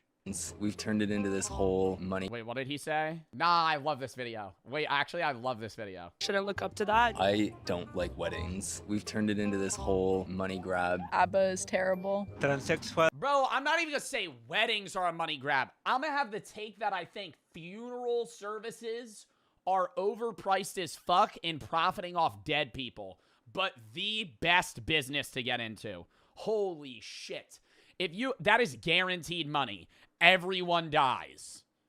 What a fucking money farm, dude. Holy, you fucking, all you got to do, I mean, obviously you're going to have competition, but like, dude, they're overcharging the fuck out of people for funerals. You got to put down like $30K. Sometimes you want a good casket. You want to have a funeral service. You want to hold it somewhere. Terrible. Transsexual women are not real women. There should be laws for... I feel like there's going to be like 30 takes of that. Like that was the same thing the first guy said. Real woman. There should be laws for walking on the sidewalk as there is driving on the road. They're walking too slow. Yes! Yes. There should be, it should be like pass on the left, walk on the right. But we have that sort of etiquette on escalators and shit. Or like those moving walkways. Bro, when somebody just stands in the middle and they're talking to their friend, I'm like, yo, get the fuck out of the way. I don't care if you want to walk with your friends side by side, but if you're all walking like sub 3 miles an hour, walk in a straight line. Walk like this. Oh, you're supposed to walk on the right side. There should be a good flow going on. I think like some places don't offer enough mat leave. AI being used for art is ruining art as a whole. One of my controversial... I don't think that's that controversial. I think there's instances where AI... Like, I feel like there's, like, a nuance to it where it's, like, there's instances where using AI isn't horrible, but, like, yeah, AI in general is hurting the art field for sure. Controversial opinions is that I freaking love fedoras. People are very sensitive nowadays, like being scared to share your opinion because you're scared of getting canceled. What is your most controversial? I don't know. I think there's an instance where, yeah, people are too... like soft in the sense of like, oh, sharing your opinions like gonna get people upset, so you don't. But I think a lot of people that have that take, the opinion they're not sharing is like eugenics. Like that's the opinion. You know what I mean? Like it'll be like, oh, see, I don't like people who don't like my opinion, and it's like, okay, well, what is it? Literally somebody being like, well, I think like some people should be like forcefully sterilized. Like whoa. Controversial opinion. Yeah, this is the clickbait one. I would date a rapist. I feel like, bro, somebody told her to say that shit. There's no way. I don't think it's that bad. You know, people could change. And if he says that he's changed, then I could forgive him and then we could be in love forever. I think there's a lot of instances where people change, but in an instance where you're like an aggressive sex crime like that, that's... Don't you agree? People can change, right? Yeah, I think that's a different sentence, though. I agree, people can change. That's how I would date a rapist. Why don't you just date someone who's not? No, I could do that too, but like if he tells me that he raped somebody like later on and I liked him, like of course I'm gonna be devastated, but then like he isn't raping anybody anymore because he stopped and he's dating me now. But I wouldn't mind dating everybody. I don't like Drake when he's acting tough. Why do you think he tries to? Oh my god. Yo, can I throw in closed captions? I feel like I'm like, I keep having to rewind because I can't hear what they're saying. I think it's just the idea that you're selling an image to people, both the people in the culture and the people outside the culture. Time loops in movies are bull. So for example, in Interstellar, him being able to affect his own past from the future doesn't make any sense. Well, yeah, I agree. That's all. Then you're getting into the idea that if you are able to go into the past and change something, that would just change. It would create another universe where that thing occurred. Like in Interstellar, when he goes and he hits the book, if you remember this scene, he hits the book and it like it makes the girl like remember the clock time or something, and it gives her a hint on what she has to do to save the world. Like that would save another world. That wouldn't save his world. What about Mine is that time loops are fine. And you? I think there's a middle ground and there's some constraints that have to be respected. All of us should feel pain. I feel like these three guys were just talking about time loops when this dude happened to show up. And now they're all having their own take on it. More pain, the better, because that's how we grow as people. Not talking about political opinions when you're like in a friendship. So you think in a friend group you should keep your political opinion to yourself? Yeah. I think a political opinion in a friend group, it depends how close of a friend you are. I think like you could have you have a friend group, say you have a friend group of 10 people. You're all friends. I think you could share political opinions and be surface level friends, but the friends that you're going to be innately closer to are the ones that you agree with more. Like, for example, one of my closest friends is Chris Koshard. Me and him agree on, like, faith-based beliefs. Like, we're both kind of agnostic, like, almost atheists, right? We have very similar, like, political takes. Like, in that sense, me and him agree on that, as well as having similar interests in gaming and life in general. But, like, I have friends that don't agree with my political opinion, but I am not as close to them. Not necessarily just because of that, but I think, like, you're going to be more surface. Like, that's the thing. That's the trade-off. If you're not going to share your political opinion with your friend, you're not going to be as close to them as in MAGA. No, who's MAGA? Chris? No. Or are you saying the other friend? No, I'm saying more like if me and him disagree on like taxes or other issues, like I thought you meant Chris. I was like, what the fuck are you talking about? I'm saying me and him agree with each other. I'm not. Anyways, I'm saying if you have a surface level friend and you don't share political takes with each other, you could still be friends, but you're not going to be as close of friends as if like you knew each other's opinions in that sense. Shouldn't be able to. It's also very hard to be friends with someone for years and not share a political opinion. It's easy when you're in high school. But, like, when I was in high school, yeah, me and my friends didn't share political opinions with each other. But, like, once you're in college and out of college, that's just a part of, like, casual conversation. I don't think all you should talk about with your friend is politics. But, like, you'd have to be like, yeah, see, gas is $5. Anyway, I heard you like Yu-Gi-Oh! Like, just go on public sidewalks. More public. Dogs shouldn't be able to go on public sidewalks. Public sidewalks. More public spaces should be kid-free, like restaurants. I agree with that. I think there should be more adult-only specific spots. Etc. Just 18 plus. What do you hate about kids? But they have that. There's bars that are even 25 plus. I went to a bar for the first time, like, maybe 2 months ago that was 25 plus. I walk in, they're like, ID, hand it to them, they go, you're not old enough. Like, what the fuck are you talking about? I'm not old enough. They go, point at a sign. It says 25 plus. I'm like, brother, like, what do you think I'm gonna get all rowdy in here? Like, no, like, I'm not understanding that. They can be chaotic, running around. 25, yeah, they do that because 21 to 24-year-olds, like my age range, tend to be, like, more chaotic in bars. Whereas once you hit 25, you've kind of gotten past your blackout phase, and you're more down for, like, mingle martini activity.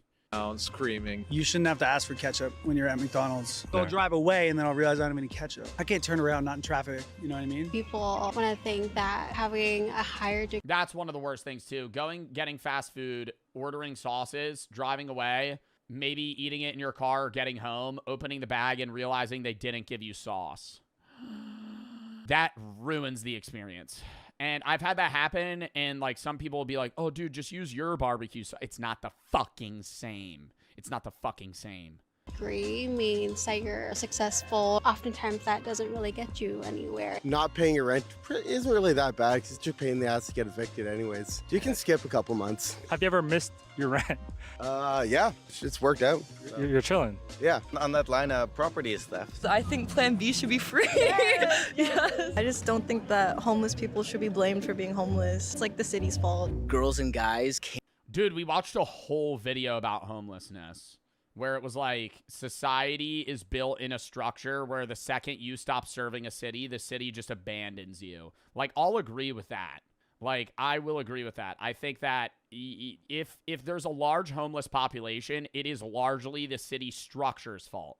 I don't think every single homeless person is homeless because of the city. But, like if you're in San Francisco and there's just fucking homeless people everywhere, that's, like, a problem that is not just every individual fucked up and now they're homeless. And be friends. The state of Israel should not exist.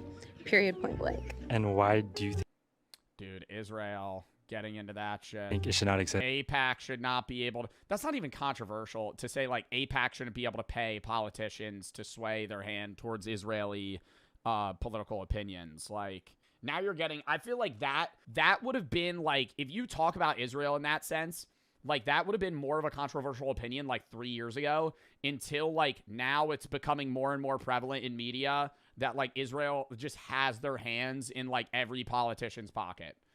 The creation of Israel was illegal to begin with. I mean, the UN and Britain decided that. Not really a fair shake. Also, the Palestinians were one of the only countries that was allowing Jewish refugees post-Holocaust into their country en masse. They were housing them, feeding them. They turned on them. And if Palestine is the land where Judaism originated, then how dare you? Because they are your people. I think that hot dogs are sandwiches. Because if you think about like a sandwich, it's just bread, meat, and then... What city is this? What fire-ass city is this? Is this in Toronto? I saw the needle.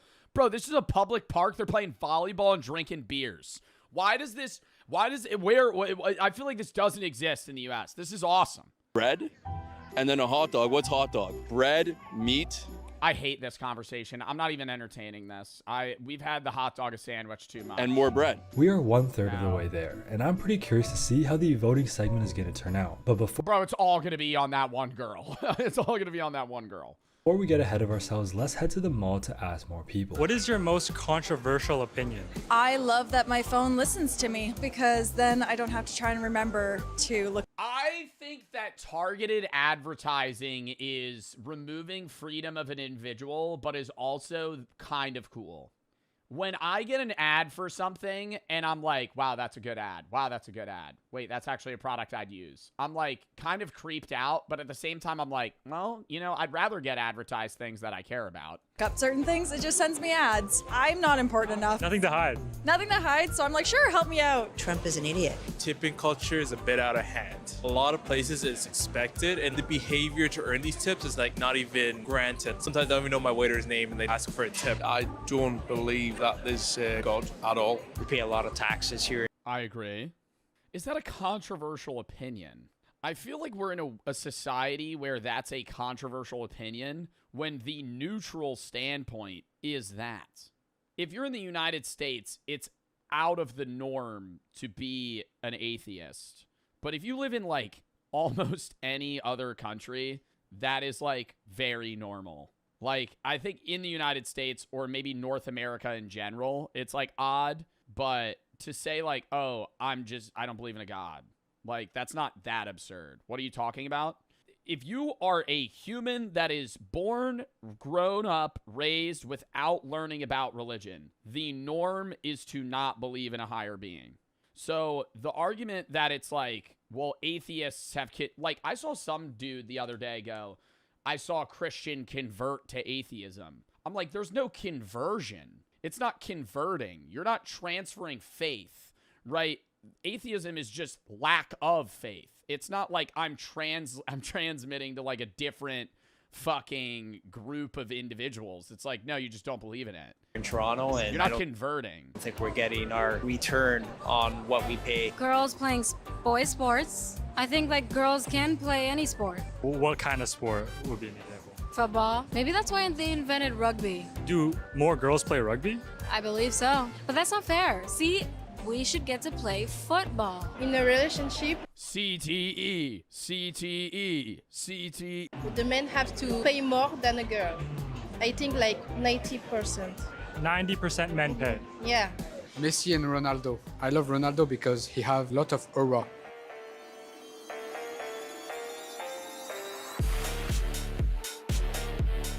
Well, I'm currently in a debate with someone about wrap pizzas. Wrap pizzas? Yes, instead of having like dough as the base, you have like a wrap, like a tortilla wrap. And you like this? Yeah. I'm not fucking with that at all. The best part about a pizza is the crust. This shit looks disgusting. The idea of eating a pizza on a tortilla, oh my god. Yeah, that's that's actually a struggle meal. No, now we're like romanticizing a struggle meal. You have like a wrap, like a tortilla wrap. And you like this? Yeah, it's delicious. And then you put corn on it. I'm so sorry, I know. I'm worried the right wing is taking over. We should be putting spikes on the road to reduce the number of cars. Yeah, sure. Let's go with that one. You agree? Yeah, why not? Just spikes all over the road. For the greater good. Pineapple is good on pizza. GPA does kind of matter in school. Misogyny is probably more ingrained into society than we think it is. I mean, I'll agree I think GPA matters, not in the scale of if you have a 3.5 and a 4.0. I think GPA matters if you have a 4.0 versus a 1.6. Like, if you have a sub 2.0 GPA, that's bad. You're not trying. I don't think school is the only thing that matters, but if you are averaging, like, D's in all of your classes, you're being a bum. Like, that, broadly, that's it. Like, I don't think, like, having, like, a 2.5 or a 2.3 is bad. Like, you're still passing. A lot of girls, for example, are less likely to pursue math, not because they're not good at it or, like, they're not sort of, like, naturally inclined. It's just because the way that girls are socialized, it's like we have a hard time excelling in subjects like that because we're not encouraged to try again if we fail at something. If men Well, I think that's the same thing with, like, the idea of, like, men being better than women at video games. Like, I think the reason that's the case in instances is not because men are naturally better than women at video games, but because men societally start playing video games at a much younger age. Like, if you see a woman, like, there's a lot of Twitch streamers that are women that are crazy good at video games, and they played video games since they were a kid. Like, if you pick up video games when you're 16, you're going to be far worse than somebody that's been playing video games since they were 6. Like, I think that's the thing. It's like, if somebody's shitty at video games, it's because they don't have experience. There obviously is a gap between, like, somebody that's lack of experience versus somebody that's just experienced in okay. Like, I think every human, oh, maybe, no, I don't know if I want to say this. I was going to say every human's capable of hitting gold in, like, Valorant, but I don't know. Like, there are genuinely people that are just hard stuck bronze in ranks. fail at something. Even in League's different because you have to play, like, if you're not buying an account that could play ranked, you have to build an account up to be able to play ranked. But I think if you gave me 2 months on League ranked, I could hit, like, silver, like, mid-silver. They are more likely to sort of pick themselves. No, you couldn't. If I fucking played it every day, I'm saying after, like, chat, I'm saying I play the game, level up my account. So already I have, like, a month of playtime. And then I have another 2 months of ranked play to, like, get silver. Back up and, like, try again. What is your most controversial opinion? You would be Freelo. Buddy, you have not seen me on Warwick, okay? You have not seen... Oh, yeah, you want to come with me? Sure, yeah. Did you see? I saw it was a lot of cum, I think. We'll just be like 25 minutes. Yep, no, okay, Oh, yep. yeah, you guys sure are good. did. Either of you guys want to come? No. You guys Turn the black light off. Turn it off. No, my wife's an indigenous marsupial. I just haven't ordered yet because I can't see the menu. I can't find my beef hocals. You can just tell me what kind of sandwiches you got. I'll come right back around and I can order them for. We got croissants that are 2 for $5, sausage, egg, and cheese.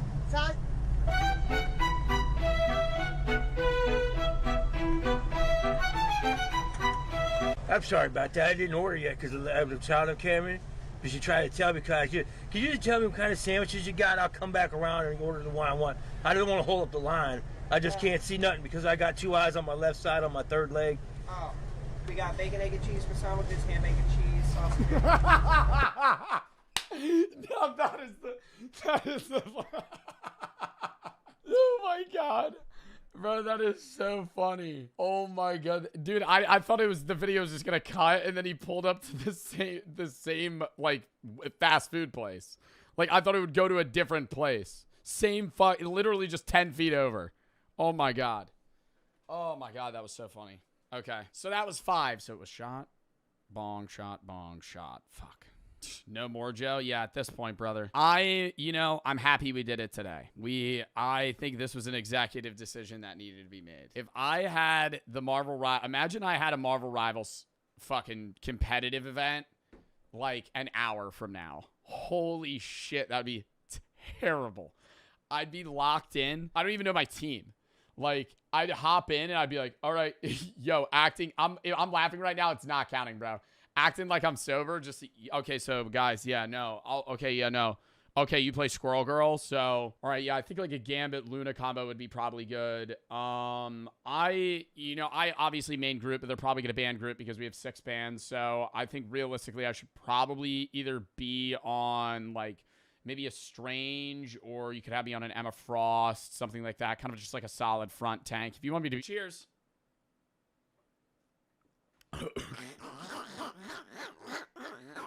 Oh, it's like a car starting up. Ugh! I'm not really feeling it today. I think I'm just gonna 4 minutes, Joe. No laughs. 4 minutes, 52 seconds. go light. Tell my Drim bro I'm going to take it light, so I will do whatever he does. Do whatever you do. Are you fucking kidding me? No, I'm just like not feeling it. You want to take it light and follow what I do? Yeah, just whatever you do. This guy's here to meet a 15-year-old girl. Yo, why are you guys... No, this feels unfair that the mods are backloading. Like, there's like good video, bad video, bad video, bad video, good video. It's just like... I feel like you just put all the good ones at the end. Wow,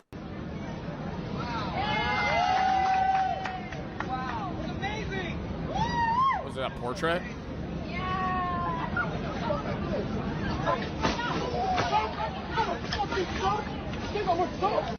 hear about the new guy? No. I think his name is George. George who? Wait, that's my merch. Wow. Never seen a skit somebody wearing the merch. The new guy? No. I think his name is George. George who? George Bush! oh my, that's gotta suck. Oh boy. Oh my god. Oh! Holy fuck! I'm gonna ask you guys again, okay? Where do you guys keep the purple studs? Okay? No one be a hero. Don't reach for the. Everybody put their hands up! Hands up right now! You wanna fucking die? I can't resist. No, don't do it. Don't do it. Oh no. Hey, what's going on? Oh no, what's going on? Hey, what's going on? I catch foot freak perverts like him for a living. No. Just another day at the office. Are you okay? No! We all make out at the same time. What the hell? What the hell? Dude, you fucking moved that yourself. No, it said yes.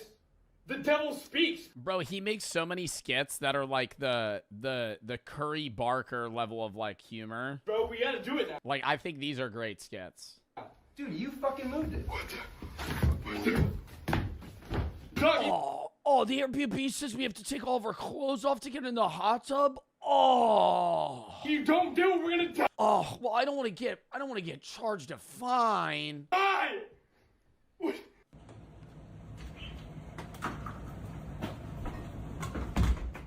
This is like fucked up. I've been waiting for you to get home. What you doing about my fucking house, bitch? What's so fucking I was waiting on you to get home. Get my fucking. Yo, that's like a valid ass reaction though. You know how scary that would be? I've been waiting for you to. That was not a laugh. Bro, did I actually laugh? Nah, get the VOD back. On God, I was so zoned into that video. Bro, was that a laugh? No, don't fuck with me. Nah, I believe y'all because I was just so locked in on that. I was like, oh, he's gonna tweak. Fuck, dude. Oh my God, I have to order a fucking row of mouse traps. Bro, I feel like they don't hurt that bad.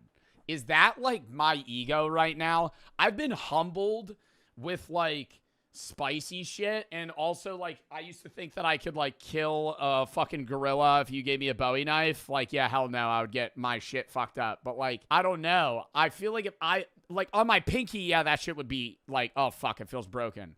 But like if I jump onto a thing of mousetraps, I feel like it's just gonna feel like somebody flicked me. You know? He didn't even laugh. Bro, chat, don't lie. Did I laugh? I don't think I laughed. I did.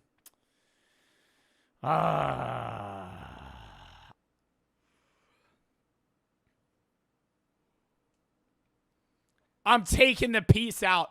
Yo, more than one of y'all go, oh, you got to take the piece out. Dude, how do you think I'm inhaling it? Fucker, hold up.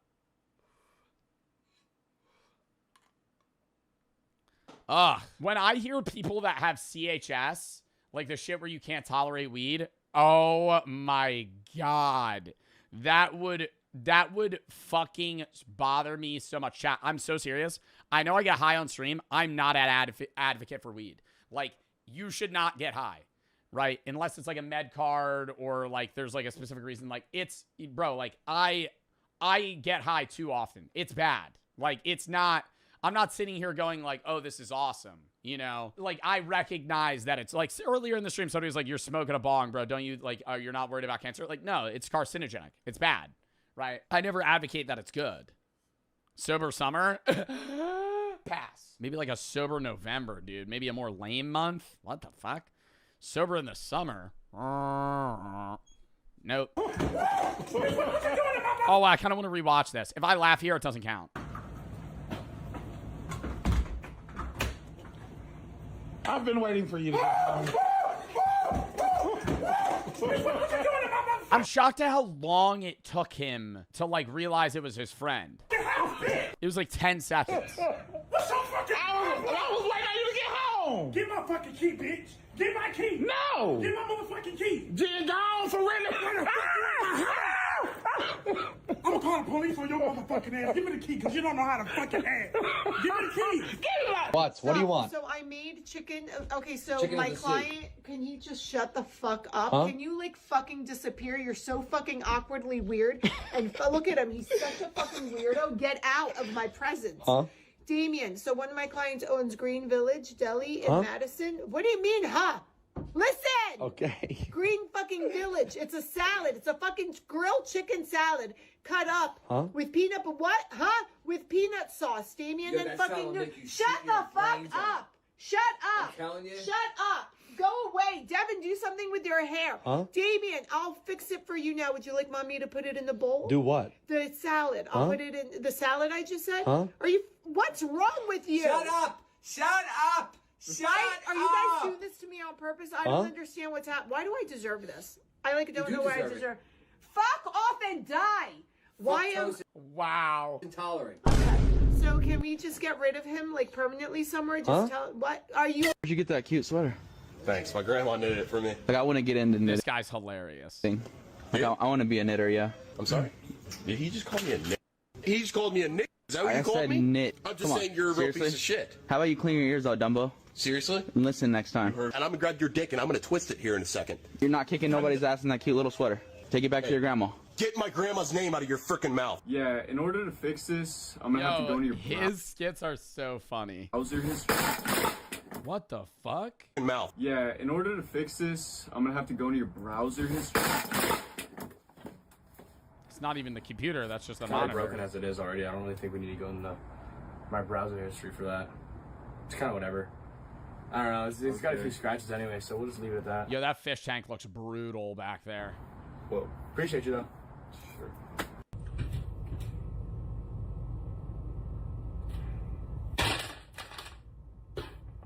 Wow.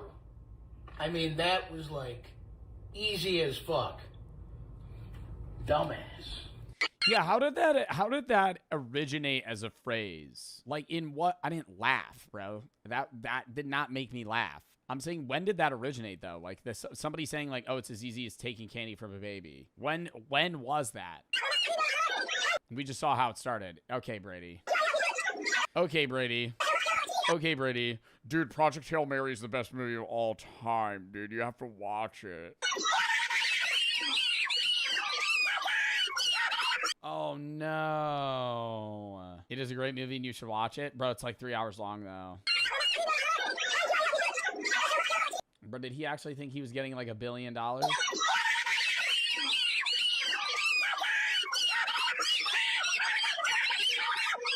Yeah, that's the There's no way. problem right there. What? You fucked the trans. No, I didn't. Yes, you did. No. Okay, it was dark though, and I was drunk. I didn't know. What the fuck are you talking about? You fucked up the transmission. Are you talking? Oh. Wait, what the hell? Nah, I was not in mine. Now, what was you talking about? Nah, get your ass back here, man. Yo, dumbass! Watch where the fuck you're going. You not a fucking Holy collab of the century, dude. Lil Cumtism and Goofball. Whoa, do you want to fucking teach me? Yeah. This is the AC. Wow. These are the windshield wipers. What's this? That's the one, you dummy. Wow, that was the last video? Really? We ended it off on that? Damn, dude. That was a good try not to laugh. I'm gonna be real. That was cinema. I think that my mods, yo, little quick clap it up for the mods. Great job, great job, great job. See, I'm so happy we did that instead, because here's the problem. When I let you guys submit videos, so many of you are going, you got to submit shit that you think's going to make me laugh, and also not just annoying shit. And, like, they submitted 2 videos, 3 videos that were, like, you know, just being cornballs. But, like, you know, it was great. That was a good video. That was a good video. Pay the mods. Brother, don't worry. They're all going to get a Visa gift card at the end of the year for $5.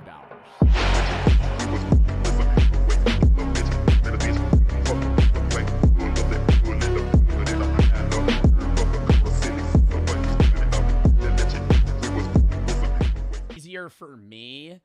Bro, he is so uncaring about social awkwardness. Like, he is the most openly extroverted person I think I've ever met. Like, when we were on that cruise, he went, we're going to go knock on swingers' doors. I was like, what? He's like, yeah, we're going to go knock on their doors. I went, I am not talking to them. He said, well, yeah, we are. I was like, what are you going to say? He's like, I'm going to say we're swingers. I was like, at their hotel room? It was like 9 at night. He's like, yeah. Like, unfazed. Just like, I'm like sitting here going, bro, that is like, I think I'm way more extroverted than I used to be when I started social media. I was like, I think I could talk to like most people in a social setting and kind of like mend myself to have a good conversation with them. Like, I think that's one of my abilities, is like somebody that I have nothing in common with, I could find some middle ground to talk about shit. But like, to go knock on somebody's door and be like, hey, me and like my husband are trying to like, you know, like I saw the pineapples. Are you guys down or? Baby, don't test me. Before we go get another plate, I got some business to tend to. Number 3. Down the Bro, that hatch, shit babe. looks old. Like, there's no bubbles. There's only a little. I was on my way for my 4th plate with that champagne kicking me in high gear. It was time to profit, and my choice of cuisine was clear. No, I love the crab. I get a lot of... No, I love the crab. It's just so... All right, so it's like not really profit, but they're technically unusable now, so I did have some impact on them. Yo, look at that fat ass claw. You should grab that. I have no idea. I'm too scared. Plate number 4, another huge plate of crab legs. If I can eat all these and get another glass of champagne in me, we're gonna be looking pretty good, I'm not gonna lie. That prime rib is sitting crazy in my stomach right now. Bro, I want to know what he did after this video. Because, bro, he's not with a cameraman. He is alone. It is 2:30 p.m. I wonder if he got on a flight after this. That's how he'll schedule his shit. No, actually, he's filming this. He's filming the one at the breakfast. He's going and doing this. He's walking out of here hammered or just drunk in general. Probably takes a nap at a hotel, wakes up 2 hours later, hops on a flight and leaves. Some shit like that. No, but it's all a mental game. But that's all these YouTubers. Like, all the YouTubers that do those, like, food videos or just stuff where they have to, like, bounce around the U.S. or the world. It's like, they're like, get it done, leave. Get it done, leave. I would go gamble. I'm getting so full right now, bro. Oh, beautiful. Finally finished. Sorry to the parents of these crabs here that I just demolished, but they were delicious. I think I have every type of animal in my stomach right now, including grainy circus eggs, which is awesome. We are almost at a profit, and in front of me, I got another glass of champagne. Could I ask you a favor? Yes. Could you film this for my mom real quick? Just me. Okay. What's up, Mom? I know you don't like how I get violent when I drink and how I should go to AA, but you know what? It's a special time. I haven't drank in 9 hours. Cheers. I love you, Mom. Thank you. That was hell. We profited. Thank God. I am so That's full. crazy. That's actually crazy. I know he's drunk. Even if I was hammered, I would not have the ability to do that. I would cave. I'd be like, okay, I think I could get to the point where I hand the woman the camera, but then I'm not going, hey, Mom, I know you think I should go to Alcoholics Anonymous. I'd be like, oh, hey, Mom, cheers to you. Happy birthday. Like, I'd make up some shit. Now, my waitress came around and poured me another glass of champagne without me asking. Look, we might have profited, but we might as well.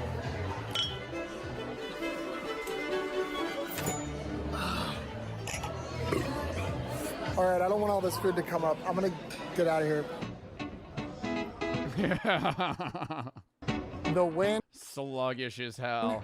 More like the lose, because I just beat your ass. I was really hoping I profited on this one so I could make that joke, by the way. Jokes aside, I feel like that buffet was actually kind of a good value, and It's still not profit, though. Like, it's profit in the sense of what he's paying, so it's very valid.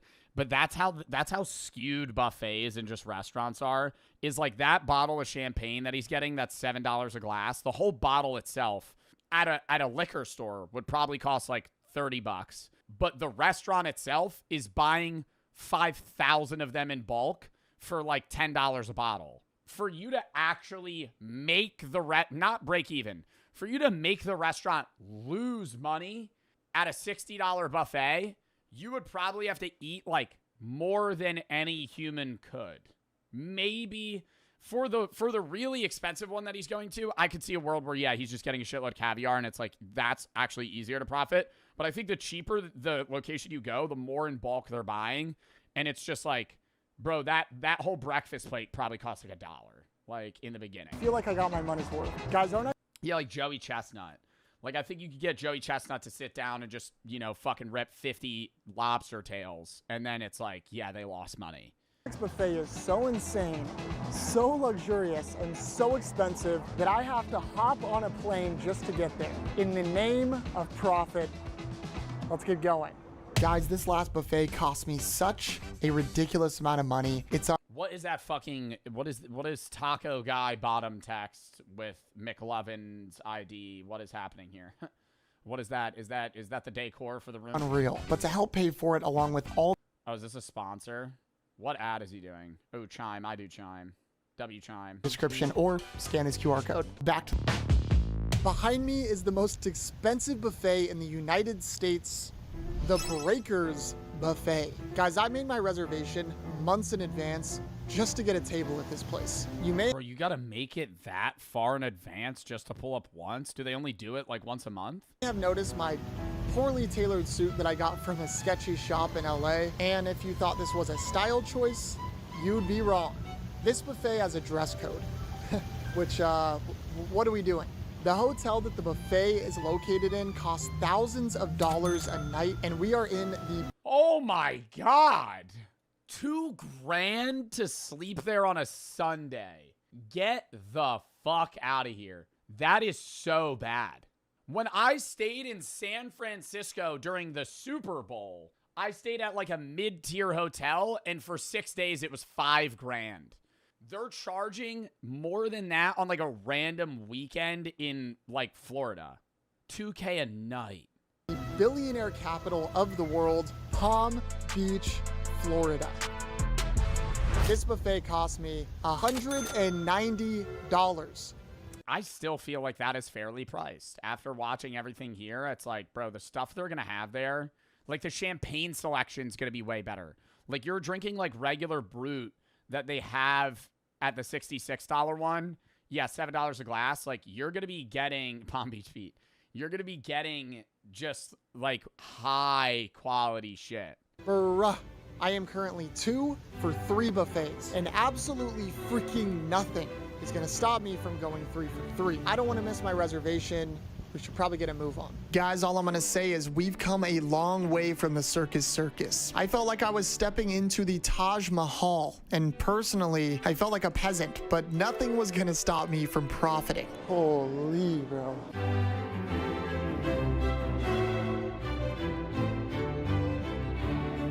Hi, I just have a buffet reservation at 12:15. What was the last name? Pembroke. Nico could get you seated. Enjoy. Okay, thank you. I was escorted to my table and sat down. Thanks. We are inside the buffet. I'm not gonna lie, I don't get nervous often, and I am a little bit nervous being in. They got that Saratoga water. Could you actually pour it in a bowl with ice for me so I could wash my face? Here. I feel like I do not fit in, and everyone here seems like a billionaire. I don't know what type of person is coming here on a Sunday and spending $190 on brunch, but I guess I'm looking at him, so it's almost like awkward to film because of just how freaking fancy this place is. Like this lady to my left is like looking over her shoulder at me. This is the nicest I would have asked if I could have gotten a corner table. Place I've ever stepped foot in my entire existence. We do have a 2-hour time limit, so I have to get to work. I've already been brought in a glass of champagne. Let's go see what makes this buffet worth $190. I come for the champagne. Guys, we're starting. Oh, no fuck. Yo, you're paying that price point, bro? They ain't doing one glass. They'll go however many you want. I'll line the table up. And that's a fat ass glass. He better price that. He better price that far higher. Because if you put that in a regular champagne glass, it wouldn't. It would overflow. That's like a full glass of wine. I'm pricing each of those probably like 18, 16 bucks. Starting off with a bang. I asked for 3 glasses of champagne. Not gonna lie. And it's definitely better champagne. That's the thing. Didn't think they could do it, but they did it. Oh my God. Each? Yeah, I mean, dude, if you're at unless you bought a bottle, if you're at a regular restaurant and you buy if you buy wine by the glass, it's just more expensive. Don't worry, we're gonna come back for these. But first, let's go over there and hit the buffet. Just make sure as long as the flash is on. Okay, I really appreciate that. Thanks, guys. Appreciate it. So I just got asked to not film in here. I think that people complained about me filming. Let's go hit the buffet. Now, the food stations... Yeah, but that guy said as long as the flash isn't on, you don't give a fuck. ...were everything you would hope for, and just by the look of the food, it was already better than the win. Prime rib, breakfast foods, oysters on ice, a boatload of seafood, sushi, desserts, and more. But most expensive of all is the unlimited... Oh my God. Yeah. Yeah. Yeah. I'm popping an edible before I walk in here. I'm eating, letting that shit hit, and then I'm probably eating this whole plate. Ignore the desserts, just eat a million lobster tails. And don't tell me he's only gonna... Jack, if you do the same shit you did on that fucking United Arab Emirates flight, and you just eat bowls of caviar for the next 2 hours, and mush that down with sour cream and champagne, I'm gonna freak out. ...is the unlimited caviar. This is gonna be huge for profiting. So I grabbed my plate and loaded up with the most expensive food I could get my hands on. I went with some crab legs, of course, some lobster claws, and a humongous dollop of caviar. These are the most expensive high-ticket items in the buffet, which means it's the best way to profit. I am gonna value this plate at... Yo, I'm genuinely gonna have the take that there's certain levels of like rich people food that aren't even that enjoyable, but they're so highly praised because they're rare, and so it's like we attribute this value to them. You can say that about a lot of things in society outside of food, but it's like, bro, caviar isn't bad. I'm not saying it's bad, but like it's not good enough that I'd be like, yeah, let me get a whole fucking bowl of that shit. $40. The caviar really carries, but it's one of the hardest foods to eat a lot of because it is so rich and salty and fishy. And for the champagne, this is top shelf stuff. It is $25 a glass. Guys, you know I always keep it real with you. This food was... I think 25 a glass is fair. Actually top tier. Because a restaurant, if it costs like if you're just assuming, okay, the bottle's $50, they're gonna charge way more. Because you gotta think, chat. A bottle of Jack Daniels, a full bottle of Jack Daniels at a liquor store is what? 25, 30 bucks tops. A shot of Jack Daniels at a bar, 10 bucks. A shot. And there's what? 60 in a bottle of Jack Daniels? And they're not even paying $30 for the bottle. They're paying $15 for the bottle, and they're selling the whole bottle selling for $600. Like if you go to a nightclub, you could get a bottle of Grey Goose at a nightclub for like $500. You could buy that at a liquor store for like $50. was the best lobster I've ever had, but the caviar on the other hand, I don't know. Yeah, I would say it's pretty safe to say that I've ruined the taste of caviar for myself from that first class profit video. I finished off this plate reluctantly and couldn't help but notice the amount of dirty looks that I was receiving for what. Yo, that's the craziest shit ever when you think about it. I really do get going to a bar, getting uppriced for a drink for somebody to make it. They make a really cool mixed cocktail. You pay $20, you know, the liquor in it, it's not worth $20, but you know, you're part of the vibe. It's a part of the show. When you go to a fucking nightclub and your dumbass pays $600 for a bunch of attractive women to bring out a bottle of Grey Goose that is actually valued 1/15 of the price that you paid, and they don't even mix the drinks for you. They give you the bottle, your own glasses, and like orange juice and cranberry juice, and you have to mix it yourself. It's like actually making a drink at home, but worse. And you're paying 15 times as much. It felt like no reason. I have literally all eyes on me right now. I'm geeked. I think the guy's coming over again. Thomas, pardon the interruption. Yeah. I hope I'm not Yeah, no, not at all. Guests that just prefer not to be recorded. Absolutely. Turn it off when you get inside the room. Yeah, thanks. So before I got kicked out, I thought I might as well film the intro for this video.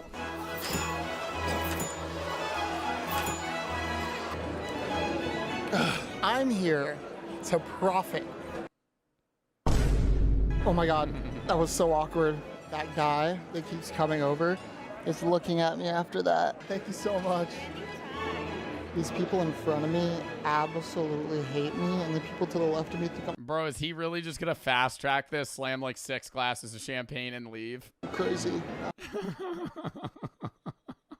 I have to be super careful with recording. So I tried to just lay low, but 5 minutes later, the manager came back again. You know, I'm gonna play by the rules, but Well, you're very respectful. thanks, Tom. I appreciate it. Of course, anything you At need. this point, I was really feeling the effects of this buffet and had to run to the bathroom.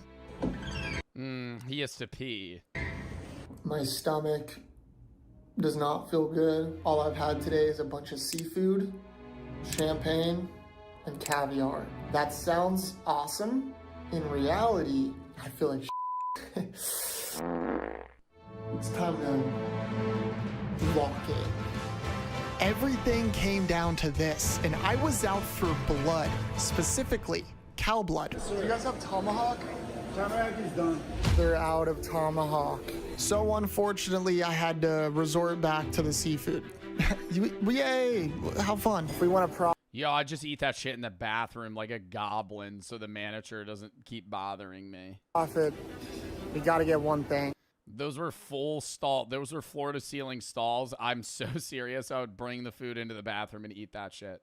Like, Do you mind video recording me and getting some caviar? oh my God. Sure. Thank you very much. Have a good day. He turned off the camera.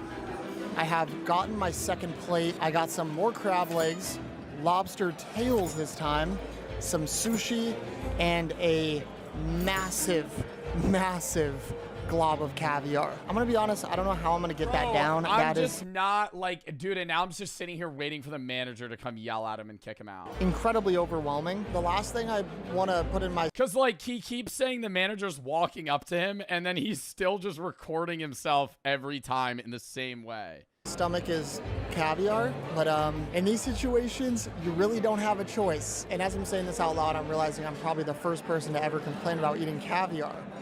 That's just the truth. I'm gonna stop filming now before I actually get kicked out. Sushi's pretty gas. Huge lobster tail.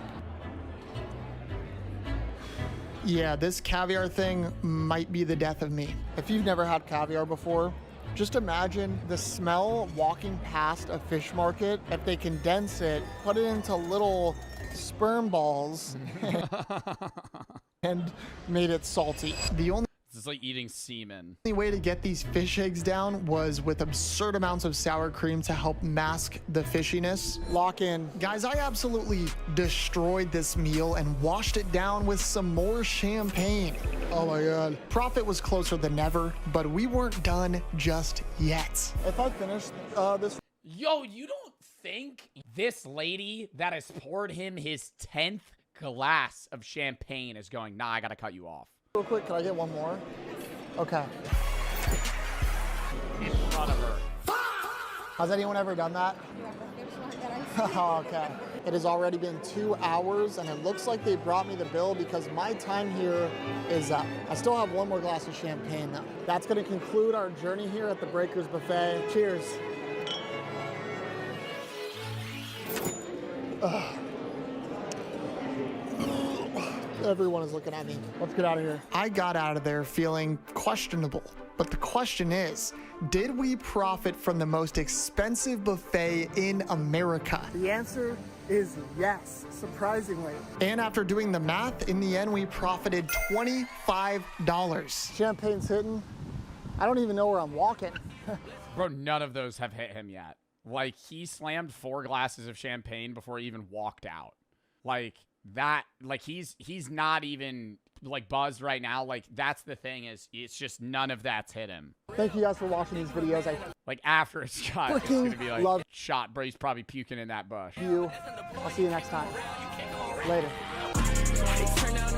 I always wonder how he's never blacked out in one of these videos. Like, I just feel like if I had to film something like this, I would get so fucked up that I'd wake up and be like, oh God, I hope I recorded stuff. I hope I got a video out of that. That was yikes. Dude, I love Jack's videos. Oh my God, he's almost at 2 mil. Anything but the Joe Bart vid. Deadass, I've been camping both Jack and Joe. Yo, it's the next video, bro. Relax.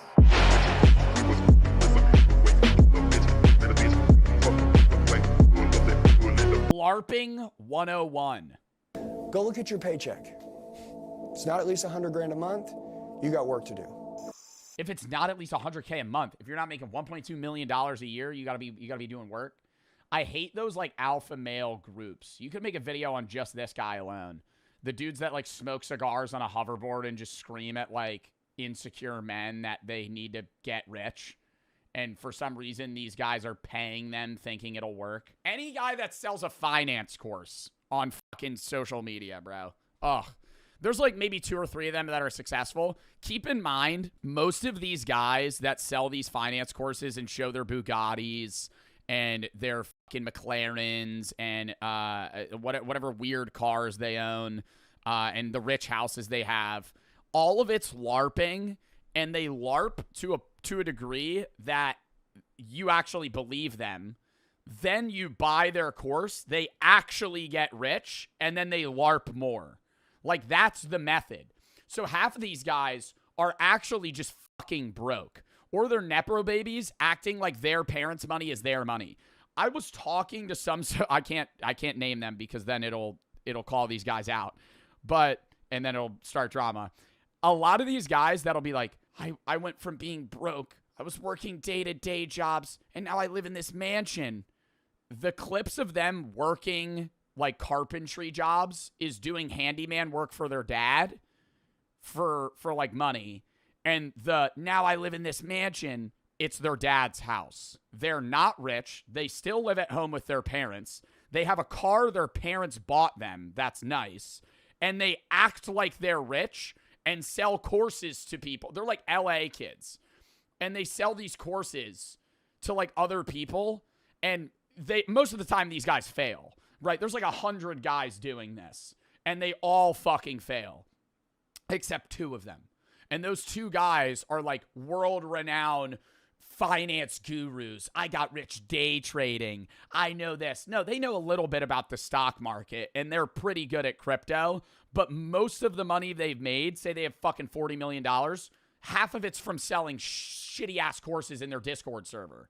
Like, most of the money they've made is LARPing to get people to believe they're rich and then actually getting rich.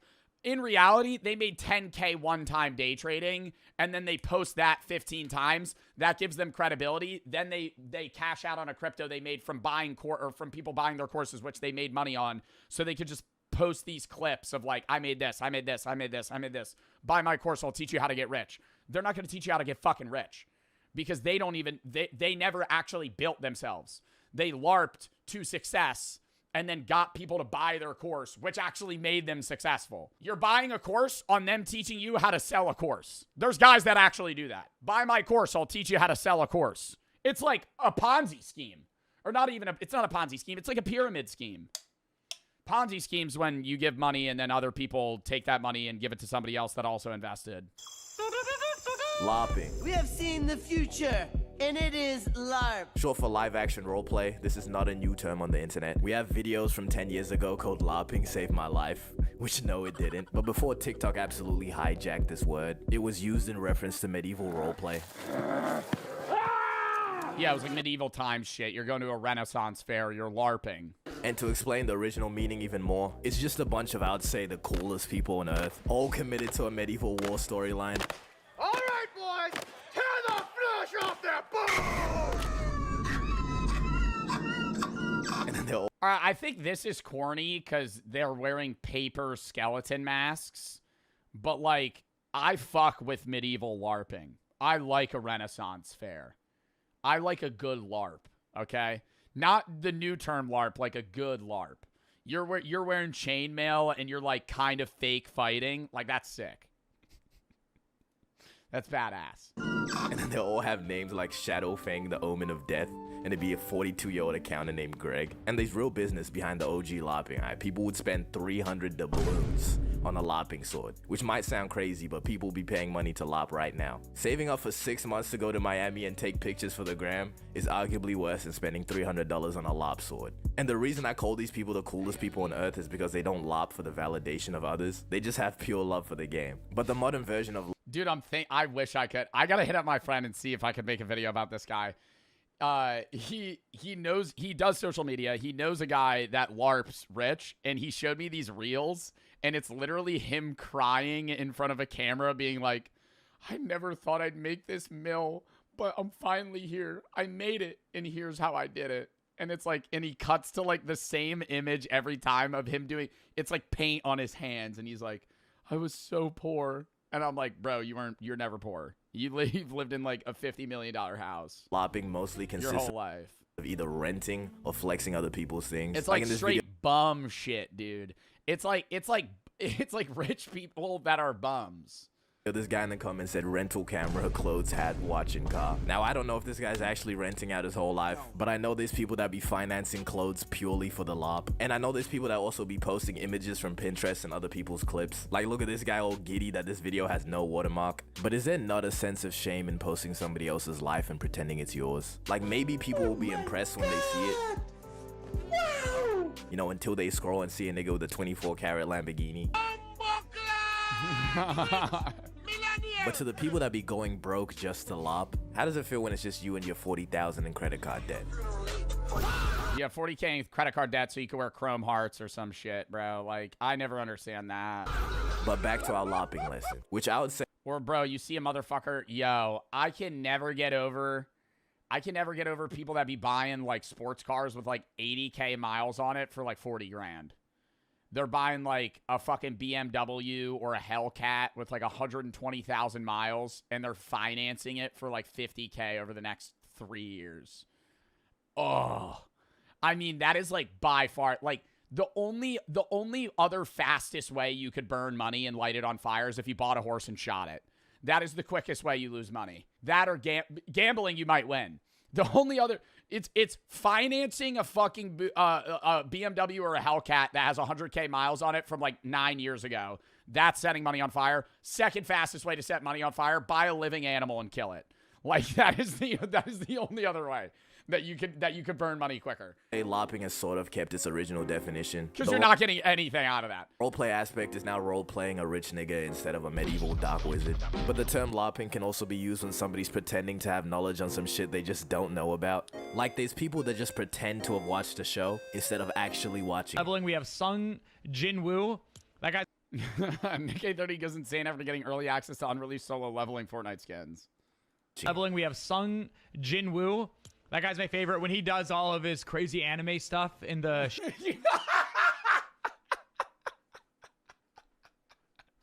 Jin Woo. That guy... He does all his crazy anime stuff. Guy's my favorite when he does all of his crazy anime I've never seen this. Is this a sponsor? I feel like he has to glaze it. There's no way. stuff in the show, in the movies. Like, it really makes my day. And then the same people will take part in discussions about the show. Bro. First season of Solo Leveling, I haven't seen second season because it wasn't in dub. And I'm not going to LARP. I love watching dub because I constantly look down. And if I'm watching sub, I can't look down. So I watch dub. First season of Solo Leveling, the story sucks. Fight scenes, oh, chef's kiss, right? I just love watching him get stronger and then fight bigger things. That's all I want to see. Every episode, he could just get stronger, fight something that's stronger than him, and be like, duh, I don't know if I'm going to be able to beat this.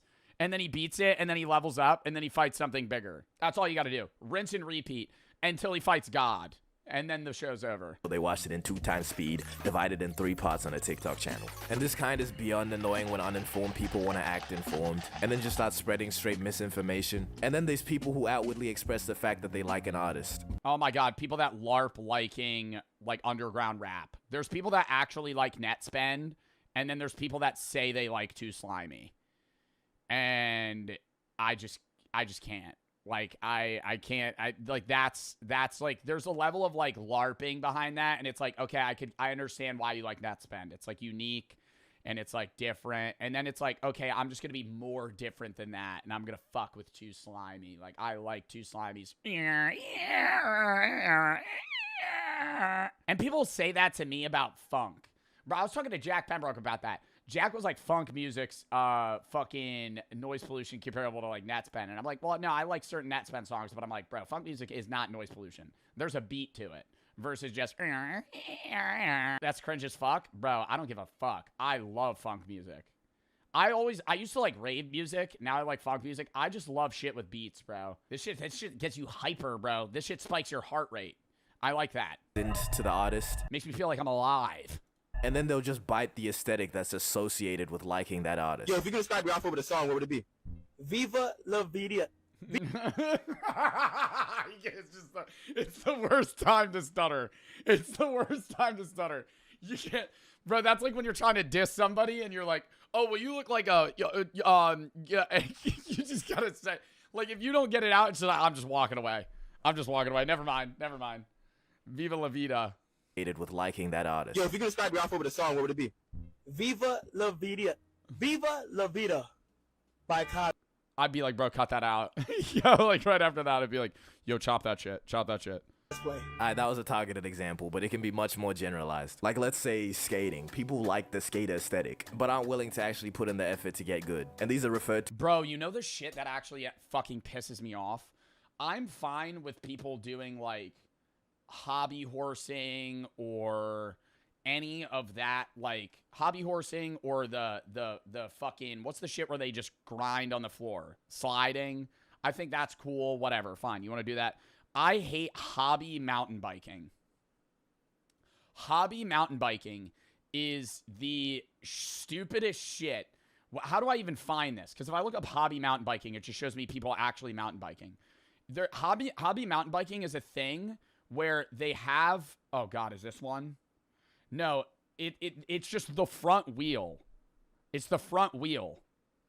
And they just run around with the front wheel. What would I look up to find that? Oh, they have hobby, oh my god, they have hobby motocross. I didn't even know that. I gotta cut the fucking music though. Like, I don't know if this is a meme. This isn't even what I'm talking about, but it's just, imagine this with like a mountain bike. This is called Hobby Duro. This is Andy.